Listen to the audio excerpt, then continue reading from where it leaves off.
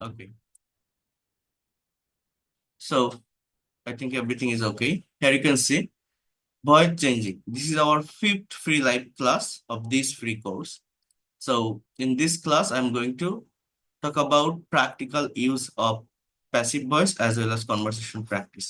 এই প্যাসিভ ভয়েসকে কিভাবে আমরা প্র্যাকটিক্যালি ব্যবহার করতে পারি, কিভাবে আমরা ইংলিশে একটা কনভারসেশন প্র্যাকটিস করতে পারি, এই বিষয়গুলো আমরা দেখাবো। আমরা অনেকে ইংলিশে প্যাসেজ রিড আউট করি, যেটা বললাম, বাট একটা সেন্টেন্স পড়ে তার অ্যাকচুয়াল বাংলা মিনিংটা কি আমরা বুঝতে পারি না, ঠিক কোন টেন্সে লেখা আছে বুঝতে পারি না। এই ধরনের কনভারসেশন গুলো যদি ভালোভাবে অ্যানালাইসিস করা যায়, তাহলে বোঝা যায় যখন একজন মানুষ আরেকজনের সঙ্গে কনভারসেশন বা কমিউনিকেশন করে, ঠিক কোন ধরনের স্ট্রাকচার গুলো সে ইউজ করে। তো এইগুলো সলভ করা খুব দরকার যদি আপনি প্র্যাকটিক্যালি এবং দ্রুত ইংলিশ এক্সপার্ট এবং ফ্লুয়েন্ট হতে চান। তো তার আগে আমি যে গ্রামাটিক্যাল জায়গাটা নিয়ে আলোচনা করব, এটা প্যাসিভ ভয়েসের ব্যবহার, বাট এইখানে আমি এটার প্র্যাকটিক্যাল কিছু ব্যবহার দেখাবো। অর্থাৎ গতানুগতিক ধারায় আমরা প্যাসিভ ভয়েসকে যেভাবে শিখে থাকি বা যেভাবে জেনে থাকি, সেটা থেকে স্কিপ করে প্র্যাকটিক্যালি আমরা কিভাবে শিখতে পারি। এখানে আমাদের প্র্যাকটিক্যাল সেই স্লাইডটা আছে, আমি এই ফাইলটা পড়াবো, বাট এটা পড়ানোর আগে একটু গ্রামাটিক্যাল পার্ট নিয়ে আলোচনা করব। কারণ এইখানে যেটা আছে, এখানে আমরা news paper related Bangla sentence গুলোকে কিভাবে ইংলিশে কারেক্ট অর্ডার মেনটেন করে ট্রান্সলেট করতে পারি, এটিও আমি দেখিয়েছি। সব কিছুই আপনাদেরকে দেখাবো। একটু ধৈর্য ধরে লাস্ট পর্যন্ত থাকবেন, কারণ আপনারা জানেন আমি প্রত্যেকটা বিষয় একটু ডিটেলসে বোঝানোর চেষ্টা করি। তো লাস্ট পর্যন্ত যদি ধৈর্য ধরে থাকতে পারেন, আশা করি আপনার সময়টা বৃথা যাবে না, আপনি অনেক নতুন কিছু এই ক্লাসটা থেকে নিয়ে যেতে পারবেন। তো first of all we have to know the actual definition of passive voice. Here you can see, বোঝার চেষ্টা করেন। এই দেখেন, আমরা প্যাসিভ বলতে এরকমই জানি যে, আমি একটু বুঝিয়ে দিই আগে আপনাকে বিষয়টা। মনে করেন আই ইট রাইস, আমি ভাত খাই। আমি যদি আপনাকে বলি এটার প্যাসিভ করো, তো আপনারা অনেকেই পারবেন। যে আপনি বলছেন যে rice is eaten by me, ভাত আমার দ্বারা খাওয়া হয়। এই হচ্ছে প্যাসিভ। এটা হচ্ছে আমাদের অ্যাক্টিভ থেকে প্যাসিভ, অর্থাৎ এটাকে বলে ট্রান্সফরমেশন করা, তাই না? ট্রান্সফর্ম করা। কিন্তু এই প্যাসিভ আমি দেখাবো না, আমি আপনাদের দেখাবো প্র্যাকটিক্যাল কিছু প্যাসিভের ব্যবহার। সেই প্র্যাকটিক্যাল প্যাসিভ কি, যেগুলো আমাদের ডে টু ডে লাইফে স্পিকিং এবং রাইটিং এর জন্য দরকার হয়, এবং যে জায়গাটার ভালো প্র্যাকটিস না থাকার কারণে আমরা ইংলিশে অনেক বেশি দুর্বল, এবং আপনি নিজেও জানেন না যে এই জায়গার প্র্যাকটিস না থাকার কারণে আপনি দুর্বল। এবং সেটা আপনি ক্লাসটা করলে বুঝতে পারবেন, আমার কথাই বুঝবেন না। তো আমি যেটা বলছি, আগে আমরা এখান থেকে একটু দেখতে দেখতে যাই, তাহলে সহজে বোঝা যাবে। বলছে কিছু কথা, কিছু কাজ, কিছু ঘটনা সাবজেক্ট বা কর্তা নিজে সম্পূর্ণ করে থাকে, আবার কিছু কাজ, কিছু ঘটনা অন্যের দ্বারা সম্পূর্ণ হয়ে থাকে। এই ধরনের কথা, কাজ বা ঘটনার প্রকাশভঙ্গিকে মূলত ভয়েস বা বাক্য বলে। ভয়েস দুই প্রকার, একটা হচ্ছে অ্যাক্টিভ ভয়েস আর একটা হচ্ছে প্যাসিভ ভয়েস। অ্যাক্টিভ কি, যেখানে সাবজেক্ট সক্রিয় বা অ্যাক্টিভ থাকে এবং সরাসরি কাজটি সম্পূর্ণ করতে প্রথমে থাকা সাবজেক্টটি প্রধান হিসেবে বিবেচিত হয়। For example, he reads a book, সে একটা বই পড়ে। শি ড্রিউ আ পিকচার, সে একটা ছবি এঁকেছিল। You have done the work, তুমি কাজটা করেছো। অর্থাৎ অ্যাজ ইউজুয়াল কেউ কোনো কাজ করে বা করেছে, করেছিল, অর্থাৎ সাবজেক্টটা অ্যাক্টিভ থাকে। এতদিন আমি আপনাদের যে ক্লাসগুলো নিয়ে আসছি, যে বিষয়গুলো দেখিয়ে আসছি, এই ধরনের সেন্টেন্সই আমরা করছি, তাই না? বা করতে আমরা অভ্যস্ত। কিন্তু প্যাসিভ জিনিসটা কি দেখেন, সাবজেক্ট নিজে কাজ না করে নিষ্ক্রিয় বা ইনঅ্যাক্টিভ থেকে যদি ওই কাজটি অন্য কারো দ্বারা হয়, অর্থাৎ কাজটা সাবজেক্টে যে থাকবে সে করবে না, অন্য একজন করবে। এখন অন্য যার দ্বারা কাজটা হবে, তা তাকে অবজেক্টে মেনশন করা যেতেও পারে, আবার নাও যেতে পারে। এই কথাটা কেন বলছি, মোস্ট অফ দা ডিরেক্ট প্যাসিভের সেন্টেন্স গুলোতে যার দ্বারা কাজটা সম্পন্ন হয়েছে তাকে মেনশন করা থাকে না। একটু বোঝেন আগে। এখানে বলছে a book is read by him, একটা বই পড়া হয় তার দ্বারা। A picture is drawn by her, আমরা এই ধরনেরই প্যাসিভ দেখতে অভ্যস্ত সব জায়গায়। কিন্তু বাই ছাড়া কি প্যাসিভের ব্যবহার আছে? এটা কি আমরা জানি? অবশ্যই আছে। এইখানে দেখেন, এই বুক, পিকচার, ওয়ার্ক, এরা হচ্ছে ইনঅ্যাক্টিভ, এরা নিজে নিজে কোনো কাজ করতে পারে না। বইটা পড়া হয় একজনের দ্বারা, যার দ্বারা কাজটা করা হয় তাকে এখানে এই অবজেক্টে লেখা আছে। কিন্তু আমি আপনাদের এই ধরনের গ্রামাটিক্যাল ওয়েতে প্যাসিভ দেখাবো না, আমি একটু প্র্যাকটিক্যাল প্যাসিভের ব্যবহারটা আপনাদেরকে দেখাতে চাই। তো সেই জায়গাটাতে আপনারা একটু মনোযোগ দিবেন, আমি আপনাদের রিকোয়েস্ট করছি। এই আমি কয়েকটা প্র্যাকটিক্যাল বাক্য নিয়ে আলোচনা করব, সেটাতে একটু মনোযোগ দিবেন, তাহলে এটা বুঝতে আপনাদের জন্য অনেক বেশি সহজ হবে, অনেক বেশি ইজি হবে, এবং অ্যাকচুয়াল কনসেপ্টটা পাবেন অ্যাবাউট প্যাসিভ ভয়েস। দেখেন, আমি আপনাদের ক্লাস নিচ্ছি, তাই না? এখন এই ক্লাসের আগে আমি যদি আপনাদের নোটিশ দেই যে আজ রাত 10টায় আমি ক্লাস নিব, কথাটা মনোযোগ দিয়ে বুঝবেন। আমার পেইড কোর্সের স্টুডেন্টদেরকে আমি ইংলিশে নোটিশ দেই, এটা আমি ইংলিশে কিভাবে বলবো? আমি এইভাবেই কথাটা বলছি যে I will take your class at 10 p.m. কথাটা একটু মনোযোগ দিয়ে বুঝবেন। I will take your class at 10 p.m. আমি রাত 10টায় আপনাদের ক্লাস নিব। I will take your class at 10 p.m. এই যে বাক্যটা আমি লিখলাম, just try to understand here. এই যে বাক্যটা আমি লিখলাম এটা কোন টেন্সে? এটা future indefinite tense, will plus ভার্বের প্রেজেন্ট ফর্ম। কিন্তু এই কথাটা আমি যদি একটু ঘুরায় বলি, আমি যদি একটু রিভার্স করে বলি, অর্থাৎ আমি যে গ্রুপটাতে ক্লাস নিচ্ছি এখানে আরো অ্যাডমিন আছে, যদি অন্য কেউ আপনাকে নোটিশটা দিয়ে বলে যে আপনাদের আজকের ক্লাসটি রাত 10টায় নেওয়া হবে, কি বললাম? আপনাদের আজকের ক্লাসটি রাত 10টায় নেওয়া হবে। এই কথাটা ইংলিশে কি? অর্থাৎ ক্লাস কে নিবে এইটার মেনশন করা হচ্ছে না, কার দ্বারা হবে এটা মেনশন করা হচ্ছে না, জাস্ট ক্লাসের উপরেই ফোকাস করা হচ্ছে, ক্লাসটিকে সাবজেক্টে নিয়ে আসা হচ্ছে। তখন ইংলিশটা আমার এরকম হবে যে ইওর ক্লাস। সো ক্লাসের কি হাত পা আছে? ক্লাস কি নিজে নিজে শুরু হতে পারে? না। অর্থাৎ এটা ইনঅ্যাক্টিভ। যখন সাবজেক্ট ইনঅ্যাক্টিভ থাকে তখন প্যাসিভ হয়। আমাদের 12টা টেন্স, 18টা মডাল, সেমি মডাল, যে স্ট্রাকচার গুলোর কথা প্রিভিয়াস ক্লাসগুলোতে আপনাদের বলছিলাম, এই প্রত্যেকটারই একটা রিভার্স স্ট্রাকচার আছে, প্রত্যেকটারই একটা প্যাসিভের স্ট্রাকচার আছে। এইটা আপনাদেরকে একটু বুঝতে হবে। দেখেন, your class will be taken, taken past participle, taken at 10 p.m. 10 p.m. Tonight. আপনাদের আজ রাত 10টায় ক্লাস নেওয়া হবে। Your class will be taken at 10 p.m. Tonight. আপনাদের আজকের ক্লাসটি রাত 10টায় হবে। বা এই টুনাইট আমি দিলাম না, 10 p.m. মানেই তো রাত 10টা বোঝায়। Your class will be taken at 10 p.m. তাহলে এই যে উইল প্লাস টেক, এটা প্রেজেন্ট সরি ফিউচার ইনডিফিনিটের অ্যাক্টিভের স্ট্রাকচার। আর এই উইল বি প্লাস টেকেন এটা ফিউচার ইনডিফিনিট টেন্সের প্যাসিভের স্ট্রাকচার। এই বিষয়টা আমাদের বুঝতে হবে। এবং এই ধরনের সেন্টেন্স গুলো যখন ইন্ট্রোগেটিভ হয়, নেগেটিভ হয়, তখন আরো কনফিউশন হয়। যেমন মনে করেন এই যে আমি ক্লাস নিচ্ছি, এখন আমার ক্লাসের লিঙ্ক দিতে একটু লেট হচ্ছে। কথাটা বুঝবেন, লিঙ্ক দিতে লেট হচ্ছে। অনেকে কোশ্চেন করেন না যে আজকে কি ক্লাস হবে, আজকের ক্লাস কখন শুরু হবে, স্যার ক্লাস তো হচ্ছে না, স্যার লিঙ্ক তো পাচ্ছি না।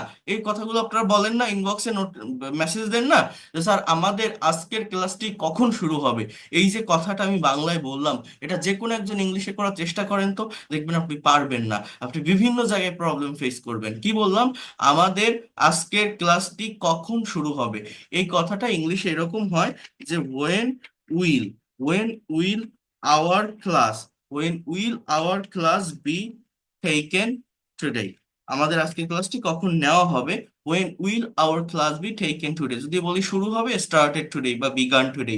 সো এই যে বাক্যটা আমি লিখলাম, এই বাক্যটা কতজন ইনস্ট্যান্টলি বাংলায় বলে ইংলিশে মুখে আনতে পারে? বাংলায় কিন্তু আমরা হরহামেশা বলি, বাট ইংলিশে আমরা এটা নিয়ে আসতে পারি না। আপনি দেখেন, আগে double base word, then auxiliary verb, then subject, then be, তারপর মেইন ভার্বের পাস্ট পার্টিসিপল, দেন অ্যাডভার্ব। এটা কতজন পারে? অনেকেই বলবে এটা এটা পারে না, আমি জানি। আমি যদি এখন আপনাদের কাছে জিজ্ঞাসা করতাম, 5 থেকে 10 জনের বেশি পারতেন না। এখানে 162 জন আছে, কারণ এটা এটা আমার পরীক্ষা করা আছে, এটা আগে নেওয়া আছে। বড় একটা মাঠে ক্লাস নিয়েছিলাম একটা প্রতিষ্ঠানে গিয়ে মুন্সিগঞ্জে, তো সেখানেও একজনও উত্তর দিতে পারেনি। প্রায় 1200 স্টুডেন্ট সেখানে, অফলাইনে, একজনও উত্তর দিতে পারেনি যে আমাদের আজকের ক্লাসটি কখন শুরু হবে, বলেন তো ইংলিশ কি? সো এই যে when will our class be taken today, অনেকে বলে when will be our class taken, এরকম বলে ফেলে। When our class will be taken এরকম বলে ফেলে। কিন্তু এই যে অর্ডারটা, double base word, then auxiliary verb, then subject, then be, then main verb, এটা মেনটেন করতে পারে না সবাই। এটা না পারার কারণে এই ধরনের প্যাসিভ রিলেটেড বাক্যের যে কোশ্চেন, এবং এটা ডিরেক্ট প্যাসিভ, এখানে আমি কোনো by me, by him, by her বসাইছি, বসাইনি, এইগুলো আমাদের শিখতে হবে। ডিরেক্ট প্যাসিভ মানে কি বোঝেন? মনে করেন আপনি শহরে থাকেন, একটা অফিসে জব করেন বা একটা ইউনিভার্সিটিতে পড়াশোনা করেন। ঈদের ছুটিতে আপনি গ্রামের বাড়িতে গেলেন, আপনার গ্রামে গিয়ে দেখছেন যে গ্রামে নতুন একটা মসজিদ তৈরি করা হয়েছে। আপনার ফ্রেন্ডকে নিয়ে আপনি নামাজ পড়তে গেলেন এবং আপনার বন্ধুকে বলছেন, বাহ, আমাদের গ্রামে তো খুব সুন্দর একটা মসজিদ তৈরি হয়েছে, ইটস আ ভেরি বিউটিফুল মস। হ্যাঁ, আপনি বলছেন ইন আওয়ার ভিলেজ। সো এই মসজিদটা কবে তৈরি করা হয়েছে? আপনার বন্ধুকে আপনি এই কথাটা জিজ্ঞাসা করছেন যে এই মসজিদটা কবে তৈরি করা হয়েছে। এই কথাটা আপনার ইংলিশে কি হবে? এই মসজিদটা কবে তৈরি করা হয়েছে? এই যে কথাটা বললাম না, দেখেন এই কথাটা যদি আমি প্রেজেন্ট পারফেক্ট টেন্সে লিখি, হয়েছিল যদি বলি তাহলে পাস্ট ইনডিফিনিটে লিখতে পারি, হয়েছে বললে প্রেজেন্ট পারফেক্ট টেন্সে লিখতে পারি যে when has the moss been built. এই যে সেন্টেন্সটা লিখলাম, বাংলার কি জানেন এই মসজিদটা কবে তৈরি করা হয়েছে, when has the moss been built. But এই বাংলাটা কত সহজ, কত সিম্পল, আমরা আমাদের ডে টু ডে লাইফের বিভিন্ন কনভারসেশনে বলি, বাট ইংলিশে এই বাক্যটা কয়জন বলতে পারে? When has the moss been built, when has the moss been built, when has the moss been built. আর যদি পাস্ট ইনডিফিনিট টেন্স লিখি, when was the mosque built, when was the mosque built, মসজিদটা কবে তৈরি করা হয়েছিল। তো এইটা হচ্ছে মূলত প্যাসিভ ভয়েস। এই প্যাসিভের ডিরেক্ট ব্যবহার আমাদের শিখতে হবে। প্যাসিভের ডিরেক্ট ব্যবহার না শিখলে আমরা কখনোই ল্যাঙ্গুয়েজটাকে ভালোভাবে কভার করতে পারবো না, ভালোভাবে ডেভেলপ করতে পারবো না। কিন্তু একটু এই বিষয়টা বা এই জায়গাটা বোঝার চেষ্টা করতে হবে। অনেকে আছেন না, যারা বাইরের কান্ট্রিতে থাকেন, বাংলাদেশে মনে করেন বাড়ি তৈরি করছেন, আপনি আপনি অনেক টাকা পয়সা ইনকাম করেন, তো বাংলাদেশে টাকা পাঠাচ্ছেন, অনেক বাড়ি তৈরি করছেন, এখন আপনার ইঞ্জিনিয়ার বা কন্ট্রাক্টরের সঙ্গে যোগাযোগ আছে, তো আপনি এই দেশে কল দিছেন, আপনি কথা বলছেন তাদের সাথে যে কি ইঞ্জিনিয়ার সাহেব, কন্ট্রাক্টর সাহেব, আমার বাড়ির কাজ কত দূর, দরজা জানলাগুলো কি লাগানো হয়েছে, বাড়িটা কি রং করা হয়েছে, এই ধরনের কথা আমরা বলি না হরহামেশা। এই সবগুলো কথা প্যাসিভ রিলেটেড, প্যাসিভ মেনটেন করে হয়। আপনি এগুলোর একটা কথা ইংলিশে বলতে যান, আপনি বলতে পারবেন না, আপনার কাছে কঠিন লাগবে। মনে করেন আপনি বাংলাদেশ থেকে হঠাৎ একটা শহরে গেছেন, লন্ডনে গেলেন, এখন বাইরের কান্ট্রিতে গেছেন, আপনি লন্ডনে আপনার কিছু মাস্ক কেনা দরকার। একটা বিষয় বোঝেন, যে কেউ কোশ্চেন করলে আপনি কিন্তু হাতের ইশারা দিয়ে ইয়েস নো ভেরি গুড যে কোনো কিছু বলে একটা উত্তর কমপ্লিট করতে পারেন। বাট আপনি যখন বাইরের কোনো কান্ট্রিতে যাবেন, একটা ফরেন ল্যাঙ্গুয়েজে কথা বলবেন, আপনি যদি কিছু জানতে চান, আপনার তো কোশ্চেন করতে হবে। সেই কোশ্চেন যদি আপনি কারেক্ট ওয়েতে অর্গানাইজ করতে না পারেন, আপনি তাকে বোঝাবেন কি করে যে আপনি কি বলতে চাচ্ছেন? উত্তর কিন্তু যে কোনো ওয়েতে দেওয়া যেতে পারে, বাট কোশ্চেন, আপনার কিছু জানার প্রয়োজন হলে প্রশ্ন তো করতে হবে, বাট সেটা তো আর যে কোনো ওয়েতে আপনি করতে পারবেন না, সেটা বুঝবেন আপনি কি বলতে চাচ্ছেন তাকে। বিষয়টা বোঝার চেষ্টা করেন। এখন মনে করেন আপনি লন্ডনে গেলেন, আপনার কিছু মাছ কেনা দরকার, সুপার শপ থেকে না কিনে আপনি মাছের বাজার খুঁজতেছেন যেখানে টাটকা মাছ পাওয়া যায় লন্ডন শহরে গিয়ে। এখন ওই দেশের কোনো নেটিভস কারো কাছে জিজ্ঞাসা করছেন যে excuse me, can you please tell me, আর could you please tell me, I need to buy some fish, আর ফিশেস ফিশ, ফিশটাকে প্লুরাল হিসেবে বলা যায়। So could you please tell me, আর can you please tell me, I need to buy some fish. তো এই বাজারে কোথায় মাছ বিক্রি হয়? এখানে এখানে আমার সাবজেক্টটা কি? মাছ। ওই লোকটা কিনবে কি? মাছ। এখন মাছের কি হাত পা আছে? মাছ নিজে নিজে বিক্রি হতে পারে? মাছের বিক্রেতারা মাছ বিক্রি করে, কিন্তু আমার কি মাছের বিক্রেতাকে দরকার? আমার দরকার মাছটাকে না। অর্থাৎ আমি গুরুত্ব বা ফোকাসটা কার উপর দিচ্ছি? মাছের উপর। তাহলে আমি যদি বলি যে আমাকে কি বলতে পারেন এই বাজারে কোথায় মাছ বিক্রি হয়, I need to buy some fish, so এই বাজারে কোথায় মাছ বিক্রি হয়, এই কথাটা আপনারা নিজের ইংলিশে করার চেষ্টা করে দেখেন, পারেন কিনা। দেখবেন বেঁধে যাবে, পারবেন না, কঠিন মনে হবে, হার্ড মনে হবে। বাট এই ধরনের সেন্টেন্স কিন্তু বাংলায় আমরা হর হামেশা বলি। কি বললাম? এই বাজারে কোথায় মাছ বিক্রি হয়। ইংলিশটা কেমন জানেন? ওয়ার আর ফিশ, বা ফিশেরও বলা যায়, সোল্ড ইন দিস মার্কেট। কি লিখলাম? Where are fishes sold in this market, where are fishes sold in this market. এই যে double base word, then are, then subject plus সেলের পাস্ট পার্টিসিপল সোল, অর্থাৎ are plus sold, এটা হচ্ছে am is are plus V three, present indefinite টেন্সের প্যাসিভের structure. কোন একটা কাজ অ্যাজ ইউজুয়াল হয়। তো এখানে কি আমি কোথাও বলছি যে সাবজেক্ট অবজেক্ট হবে, অবজেক্ট সাবজেক্ট হবে, by me, by her, by him, সেগুলো কোনো কিছু লিখছি? তো এই জিনিসটা মূলত কি? এটা হচ্ছে ডিরেক্ট প্যাসিভের ব্যবহার। এবং এই ব্যবহারটা আমরা জানি না বলে, এদের উপর আমাদের প্রপার প্র্যাকটিস নেই বলে, আমরা অনেক কথা বাংলায় ভাবি, ইংলিশে বলতে যাই কিন্তু বলতে পারি না। আমরা অনেকেই মনে করি না যে আমি তো বেসিক গ্রামার জানি বা স্পোকেন চর্চাও করছি, তারপরেও কেন আমি কথা বলতে পারি না, আমার মুখে শব্দ আসে না, বেঁধে যাচ্ছে। এই প্যাসিভ ভয়েস এখানে অনেক বড় একটা জায়গা দখল করে নিয়েছে আপনার ইংলিশে কথা বলার ক্ষেত্রে বাধা হিসাবে, ব্যারিয়ার হিসাবে। এবং এই জিনিসটা আপনি নিজেও জানেন না যে এই প্যাসিভ ভয়েস না জানার কারণে, প্যাসিভের প্র্যাকটিক্যাল ব্যবহার না জানার কারণে আমি ইংলিশে কথা বলতে পারি না। মানে এই জিনিসটাই আপনি জানেন না। এর কারণ কি জানেন? আপনি যে কোনো একটা প্রতিষ্ঠানে ইংলিশ শিখতে যান, কোর্স করতে যান, প্রত্যেকটা টিচার তার কোর্স কন্টেন্টের ভিতর প্যাসিভ ভয়েস রাখবে, কারণ প্রত্যেকে জানে এই প্যাসিভ ভয়েস ইংলিশের একটা ইম্পর্টেন্ট টপিক। বাট আমরা সেটা শিখি কিভাবে, টিচার্সরা শেখায় কিভাবে? যে হি রাইটস আ লেটার, সে একটা চিঠি লেখে। এইটা আমি যদি আপনাকে বলি আপনি প্যাসিভ করেন, তো এখানে আপনারা 160 জন আছেন, আপনারা 100 জনই করতে পারবেন যে a letter is written, a letter is written by him. এই যে আমি কত সুন্দর করে প্যাসিভ বললাম, বাট আমি তো এই প্যাসিভের কথা বলছি না, এটা তো ট্রান্সফরমেশন। ট্রান্সফরমেটিভ ওয়েতে এটা করা হয়, এটা ক্লাস 6, 7, 8, 9, 10 গ্রামারে আসে। কিন্তু এই যে বাক্যটা আমি বললাম, এটা কি? এটা প্র্যাকটিক্যাল প্যাসিভের ব্যবহার। তো এইটা আমরা কতজন জানি? কিন্তু এইটার যে বাংলাটা হচ্ছে, এই বাংলা আপনার কাছে খুব পরিচিত না। এই ধরনের বাংলা বাক্য আমরা আমাদের ডে টু ডে লাইফের বাংলার কনভারসেশনে বলি না, কিন্তু আমরা ইংলিশে পারি না কেন? কারণ আমাদের এই প্র্যাকটিসটা নেই। আমরা শুধু জানি I eat rice, he drives a car, she draws a picture, হ্যাঁ, they go to school, he speak in English, এই ধরনের সেন্টেন্স তৈরি করি। আমরা অ্যাডভান্স লেভেলে আসি না। আরেকটু বোঝাই, বোঝেন, আমরা অনেকে ধরতেই পারি না যে প্যাসিভ জিনিসটা কি। যে সাবজেক্টটা কাজ করতে পারে না, সাবজেক্টটা ইনঅ্যাক্টিভ। মনে করেন আমি যদি একটু তুলনা করি অ্যাক্টিভের সাথে, আমি প্র্যাকটিক্যালি বুঝবেন, রিয়েল লাইফের সাথে প্রত্যেকটা বিষয়কে অ্যাবজর্ব করতে হয়। আমি এখন আমার অফিসে বসে ক্লাস নিচ্ছি সাপোজ।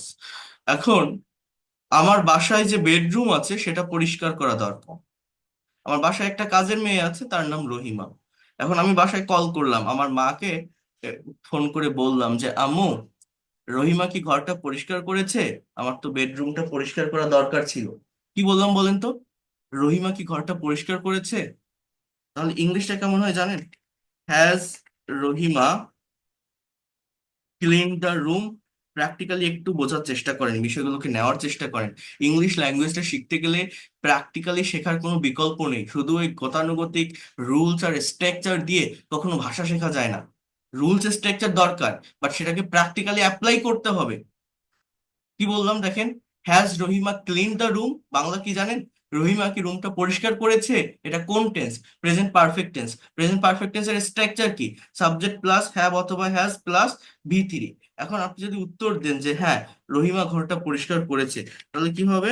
যে Rahima has clean, Rahima has clean the room, Rahima ঘরটা পরিষ্কার করেছে। তাহলে এই যে দুটো বাক্য আমি লিখছি, এই দুটো বাক্য কিন্তু আমার প্যাসিভ না, এরা কিন্তু আমার অ্যাক্টিভ।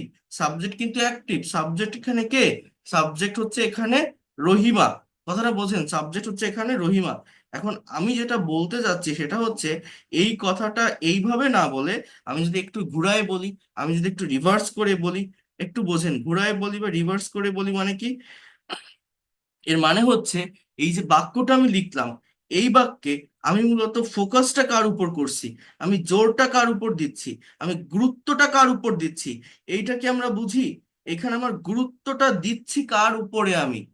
রহিমার উপর, নাকি আমার রুমটা পরিষ্কার হলো কিনা সেইটা জানার জন্য? আমি যে আমার মাকে কল দিলাম, কেন কল দিলাম? রহিমার খোঁজ নেওয়ার জন্য, নাকি আমার ঘরটা পরিষ্কার হলো কিনা সেইটা জানার জন্য? একটু ভেবে দেখেন তো, এখানে আমার আমার কাছে গুরুত্ব কোনটার বেশি? ঘরের, তাই না? আমার দরকার কি? আমার ঘরটা পরিষ্কার হলো কিনা সেইটা জানা। সে আমার কাজের মেয়েও করতে পারে, আমার মাও করতে পারে, ভাইও করতে পারে, বোনও করতে পারে, একজন করলে হলো। তাহলে আমি যদি কল দিয়ে বলি আবার যে আম্মু, আমার ঘরটা কি পরিষ্কার করা হয়েছে? আমার বেডরুমটা তো পরিষ্কার করা দরকার ছিল, ঘরটা কি পরিষ্কার করা হয়েছে?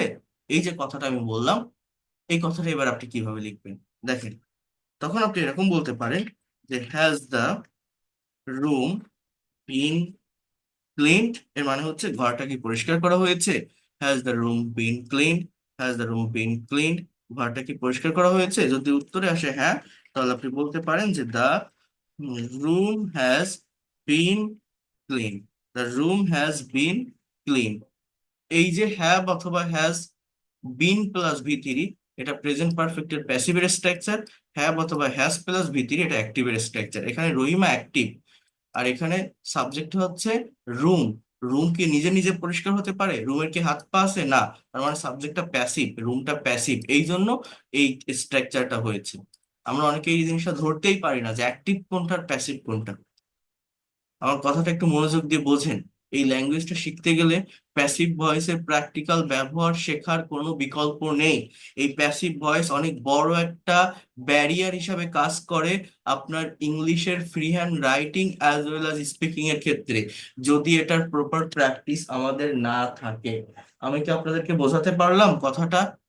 আপনারা কি বুঝতে পারছেন আমি কি বলছি এই জায়গাগুলোতে? Have you understood what I have said? Yes, sir. হুম। জি স্যার। আমরা প্যাসিভের যে গতানুগতিক স্ট্রাকচার জানি, গতানুগতিক ইয়েস স্যার। ধারায় যে প্যাসিভটা শিখি, সেই প্যাসিভটাকে স্কিপ করে আমি কি বলছি, আমরা প্র্যাকটিক্যাল প্যাসিভের ব্যবহার শিখবো, ডিরেক্ট প্যাসিভের ব্যবহার শিখবো, যেটা আমাদের চর্চায় নেই, যেটা আমরা শিখি না। প্রত্যেকটা সেন্টেন্সের প্যাসিভের একটা স্ট্রাকচার থাকে। যেমন দেখেন,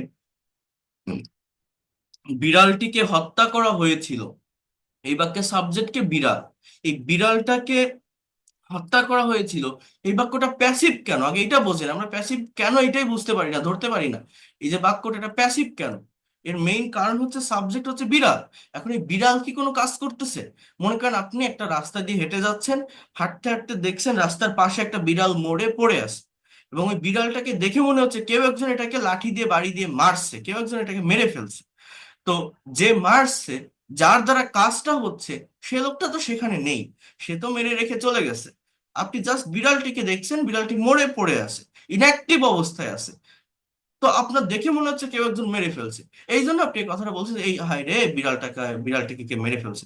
এইটা না বলে কি বলছে, এই বিড়ালটিকে হত্যা করা হয়েছে, বিড়ালটিকে মেরে ফেলা হয়েছে। তাহলে এই যে হয়েছিল, তাহলে এটা কোন টেন্স? বাংলা দেখে টেন্স ধরতে হয়, পাস্ট টেন্স। পাস্ট ইনডিফিনিট টেন্সের প্যাসিভের স্ট্রাকচার কি? Was were plus V three. তাহলে এই বাক্যের ইংলিশ কি? দ্য ক্যাট ওয়াজ কিল্ড, বিড়ালটিকে হত্যা করা হয়েছিল। দ্য ক্যাট ওয়াজ কিল্ড, পরীক্ষা সময় মতো শেষ হয়েছিল। তাহলে আমার ইংলিশটা কি? The exam was finished, FINISHED, the exam was finished in time. এই যে এই যে এক্সাম ওয়াজ ফিনিশড কেন দিলাম? এখানে সাবজেক্ট কি? পরীক্ষা। পরীক্ষা কি নিজে নিজে শুরু হতে পারে? পরীক্ষার কি হাত পা আছে? পরীক্ষা নেয় কারা? যারা পরীক্ষার বোর্ডে থাকে, যারা কন্ট্রোলে থাকে। বাট তাদের কি আমি চিনি? তাদেরকে আমি জানি? আমার কি চেনা বা জানা দরকার? আমি ফোকাস করি কার উপর? পরীক্ষার উপর। আমাকে বলে না যে তোমার পরীক্ষা কি শুরু হয়েছে, তোমার পরীক্ষা কি শেষ হয়েছে, তোমার পরীক্ষাটা কবে। বাট এই পরীক্ষা যে ওয়ার্ডটা, এটা তো আর অ্যাক্টিভ না, এটা তো ইনঅ্যাক্টিভ। এই জন্য আমাকে প্যাসিভ মেনটেন করে করতে হয়। তো আমি যেটা বলছি, প্রত্যেকটা টেন্স, মডাল, সেমি মডালের প্যাসিভের একটা স্ট্রাকচার আছে। এইটা আমাদের আগে ভালোভাবে বুঝতে হবে। যারা টেন্সের ব্যবহার জানে তারা প্যাসিভ বুঝতে পারবে সহজে, যারা টেন্স জানেন না তারা একটু মনোযোগ দিয়ে খেয়াল করেন। এখানে দেখেন, অ্যাক্টিভ এবং প্যাসিভের যে পার্থক্য বা যে রুলস, সেটা বোঝেন। প্রেজেন্ট ইনডিফিনিট টেন্সের অ্যাক্টিভের স্ট্রাকচার হচ্ছে সাবজেক্ট প্লাস ভার্ব ওয়ান, অর্থাৎ ভার্বের প্রেজেন্ট ফর্ম প্লাস অবজেক্ট। এটা সম্পন্ন করে আমরা প্র্যাকটিক্যাল জায়গাটাতে আসবো। আগে এটা একটু দেখেন, তাহলে বুঝতে সুবিধা হবে। আই প্লে ফুটবল, আমি ফুটবল খেলি, তাই না? এটা কোন টেন্স? প্রেজেন্ট ইনডিফিনিট, সাবজেক্টের পর ভার্বের প্রেজেন্ট ফর্ম। এইটার প্যাসিভের স্ট্রাকচার হচ্ছে সাবজেক্ট প্লাস অ্যামিজ আর প্লাস V3 প্লাস অবজেক্ট। এটা মনে রাখবেন যে আমার যখন প্যাসিভ ভয়েসে কোনো সেন্টেন্স আমি ট্রান্সলেট করব, বা আমার প্যাসিভ ভয়েসে কোনো একটা সেন্টেন্স লিখবো বা বলবো, মেইন ভার্বটা অলওয়েজ V3 হয়। মেইন ভার্বের পাস্ট পার্টিসিপল হয় V3, বা পাস্ট পার্টিসিপল মানে কি? আমাদের ভার্বের ফর্ম থাকে, কনজুগেশন অফ ভার্ব। V1 মানে প্রেজেন্ট ফর্ম, V2 মানে past form, V3 past participle form. এই পাস্ট পার্টিসিপল ফর্ম গুলো মূলত অ্যাক্টিভ ভয়েসে পারফেক্ট টেন্স গুলোতে বসে। Present perfect, past perfect, future perfect, এই সব জায়গায় বসে।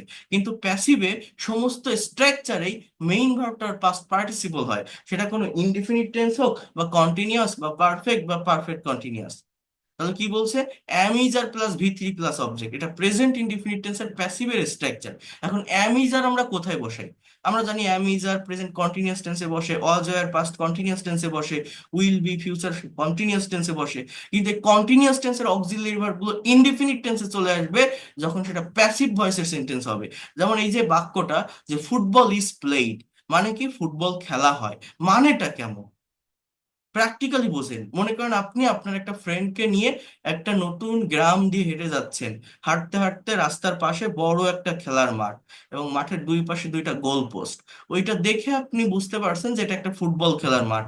আপনার বন্ধুকে ডেকে বলছেন যে দেখো বন্ধু, let's see, it's a very beautiful play ground of football. বা জাস্ট এতটুকুই বললেন যে it's a very beautiful play ground, এটা খুবই সুন্দর একটা মাঠ, আমার মনে হয়, আই থিঙ্ক এই মাঠে ফুটবল খেলা হয়, যেহেতু দুই পাশে দুইটা গোল পোস্ট আছে। কি বললাম আমার বন্ধুকে?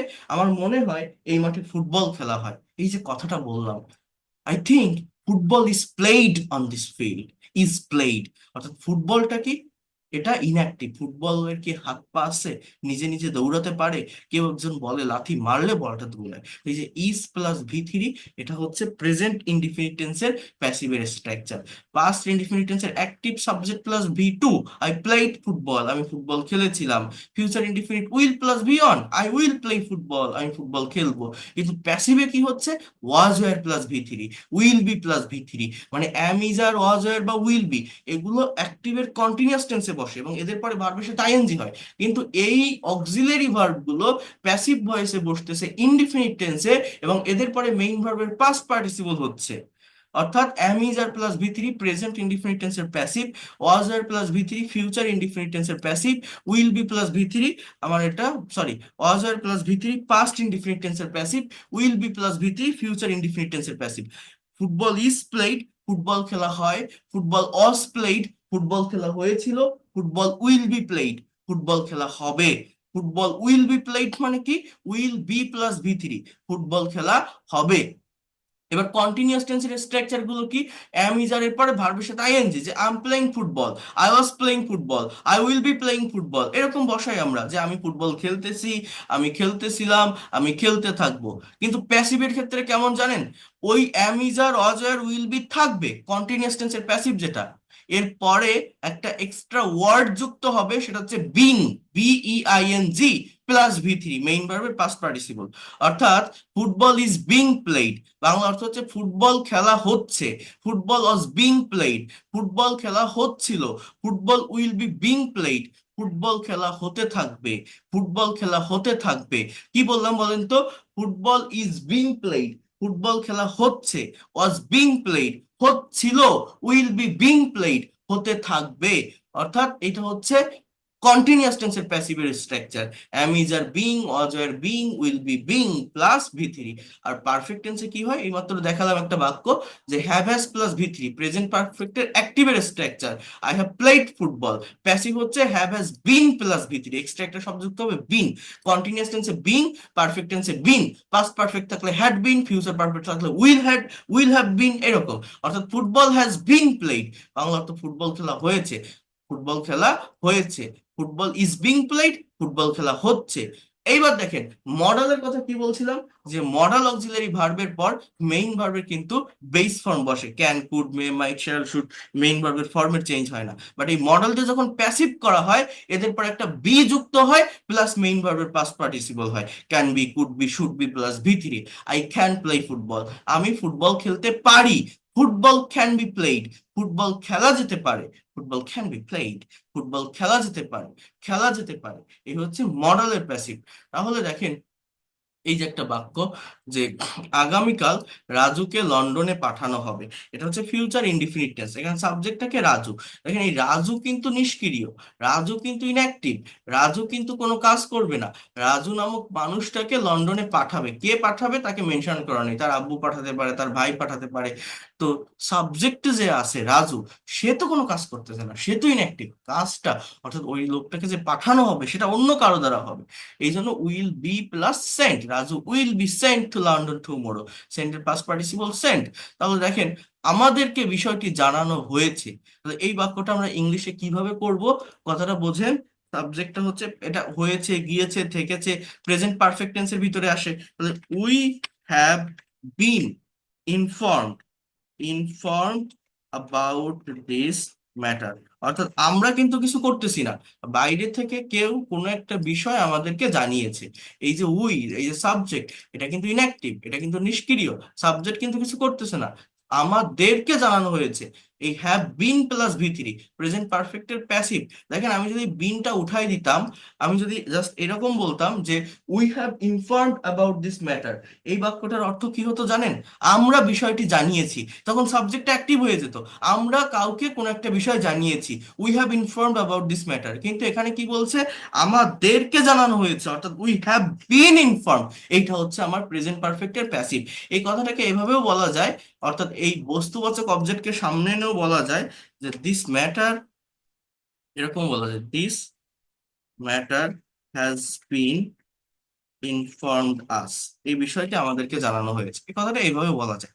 দেখেন এই প্যাসিভ ভয়েস যে কতটা ইম্পর্টেন্ট একটা রোল প্লে করে ইংলিশ ল্যাঙ্গুয়েজটা ডেভেলপ করার জন্য, এইটা সবাই বুঝবে না। কারণ এটা অনেকেই মনে করে কি যে কি না কি জিনিস, কি কঠিন জিনিস দেখাচ্ছে শেখাচ্ছে, বাট বিশ্বাস করেন এগুলো যদি আপনি শিখতে না পারেন, এগুলো যদি আপনি ডেভেলপ না করতে পারেন, আপনি কখনো ইংলিশে প্রফেশনাল হতে পারবেন না, এক্সপার্ট হতে পারবেন না। ওই ছোট ছোট রুলস আর স্ট্রাকচার শিখে, এক্সপ্রেশন শিখে কখনো ইংরেজিতে ফ্লুয়েন্টলি কথা বলা যায় না। এই জায়গাগুলোতে আপনার আসতে হবে। এই যে একটা বাক্য দেখেন, এইটাই কতজন পারে না। 16ই ডিসেম্বর বিজয় দিবস পালন করা হয়, আপনি ইংলিশে করেন তো। অনেকেই মনে করে একটা সেন্টেন্স বা বাক্যের শুরুর ওয়ার্ডটাই অলওয়েজ সাবজেক্ট হয়, এই 16ই ডিসেম্বর, তাই না? কিন্তু না, এখানে কিন্তু এই 16ই ডিসেম্বর সাবজেক্ট না, 16ই ডিসেম্বর শুরুতে বসবে না। এটা একটা টাইম, এটা একটা অ্যাডভার্ব অফ টাইম। এখানে পালন করা হয় শব্দটা ভার্ব, কি পালন করা হয়? বিজয় দিবস, এইটা হচ্ছে মূলত সাবজেক্ট। প্যাসিভ রিলেটেড সেন্টেন্স গুলোর সাবজেক্ট বের করার জন্য ভার্বকে কি বা কাকে দ্বারা প্রশ্ন করতে হয়। ভার্বকে, কোনো বাক্যের ভার্বকে কি বা কাকে দ্বারা প্রশ্ন করলে মূলত অবজেক্ট পাওয়া যায়। ইংলিশে অবজেক্ট দুই প্রকার, আহ, একটা হচ্ছে ডাইরেক্ট, আর একটা হচ্ছে ইনডাইরেক্ট। ব্যক্তিবাচক অবজেক্টকে ডাইরেক্ট অবজেক্ট, ইনডাইরেক্ট অবজেক্ট বলে। বস্তুবাচক অবজেক্টকে ডাইরেক্ট অবজেক্ট বলে। ভার্বকে ওয়ার্ড দিয়ে কোশ্চেন করলে ব্যক্তিবাচক অবজেক্ট, বস্তুবাচক অবজেক্ট পাওয়া যায়। হুম দিয়ে কোশ্চেন করলে ব্যক্তিবাচক অবজেক্ট পাওয়া যায়। অর্থাৎ কোনো বাক্যের ভার্বকে হোয়াট এবং হুম দিয়ে কোশ্চেন করলে মূলত অবজেক্টটা পাওয়া যায়। তো কি পালন করা হয়? বিজয় দিবস।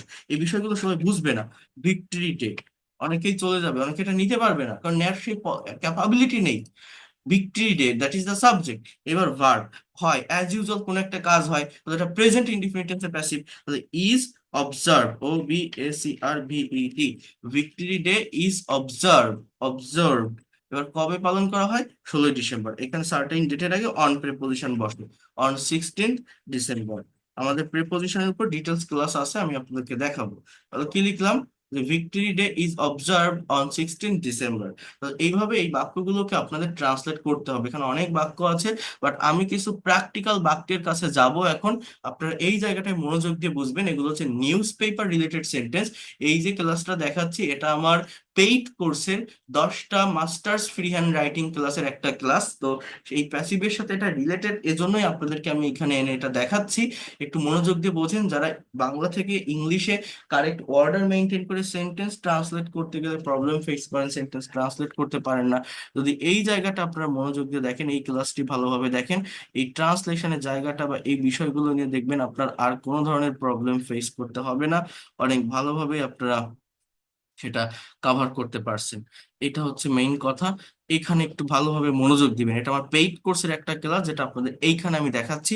এটা যদি আপনি লাস্ট পর্যন্ত কাভার করতে পারেন, এই প্যাসিভ নিয়ে আপনাদের কোনো ধরনের কনফিউশন বা কোনো ধরনের জটিলতা থাকবে বলে মনে হয় না। তো প্যাসিভ সম্পর্কে খুব ভালো একটা কনসেপ্ট রাখতে হবে। এখানে কি বলছে একটু পড়েন তো, বোঝার চেষ্টা করেন যে ফ্রি হ্যান্ড রাইটিং এ প্যাসিভ সেন্টেন্স এর ভূমিকা অত্যন্ত গুরুত্বপূর্ণ। কারণ যে কোনো রিপোর্ট তৈরি, বই, সংবাদপত্র ইত্যাদি যে কোনো ধরনের রিটেন ইংলিশ এর অধিকাংশ প্যাসিভ সেন্টেন্স দ্বারাই হয়ে থাকে। যদিও প্যাসিভ ভয়েসের ক্ষেত্রে অনেকেই বাইয়ের ব্যবহারকে প্রাধান্য দিয়ে থাকে, কিন্তু বাস্তবে বিশেষ করে রাইটিং এ বাই ছাড়া প্যাসিভের ব্যবহার তুলনামূলক বেশি। তাহলে এখানে কি বলছে? বিশেষ করে ফ্রি হ্যান্ড রাইটিং এ বাই ছাড়া প্যাসিভের ব্যবহার বেশি।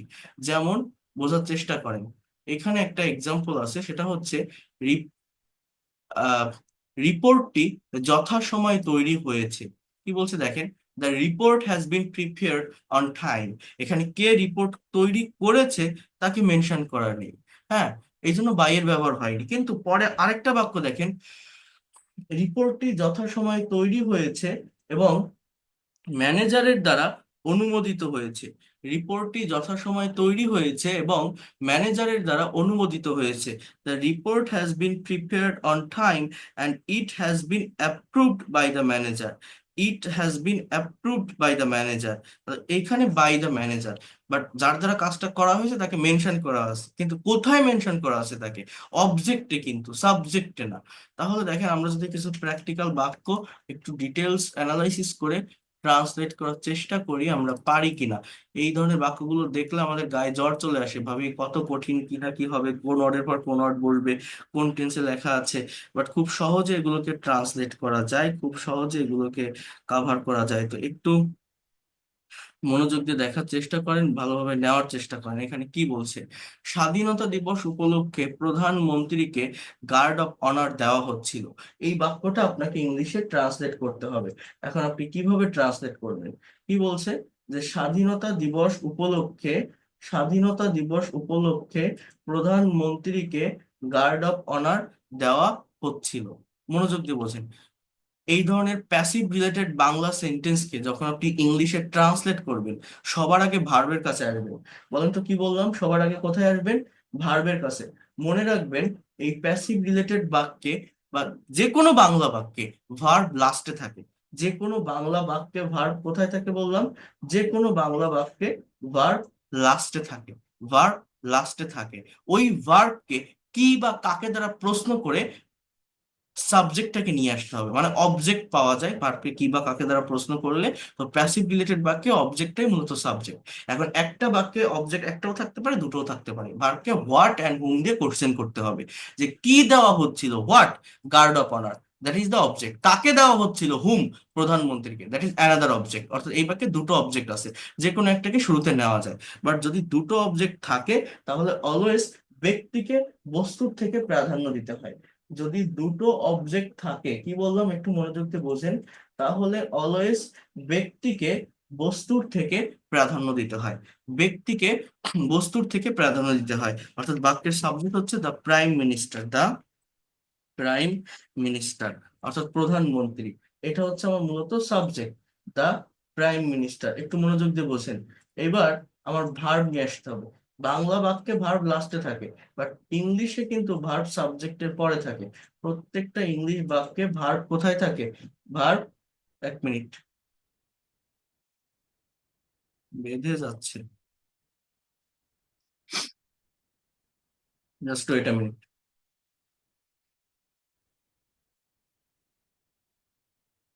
আমার কথা ক্লিয়ার শুনতে পাচ্ছেন? শোনা যাচ্ছে?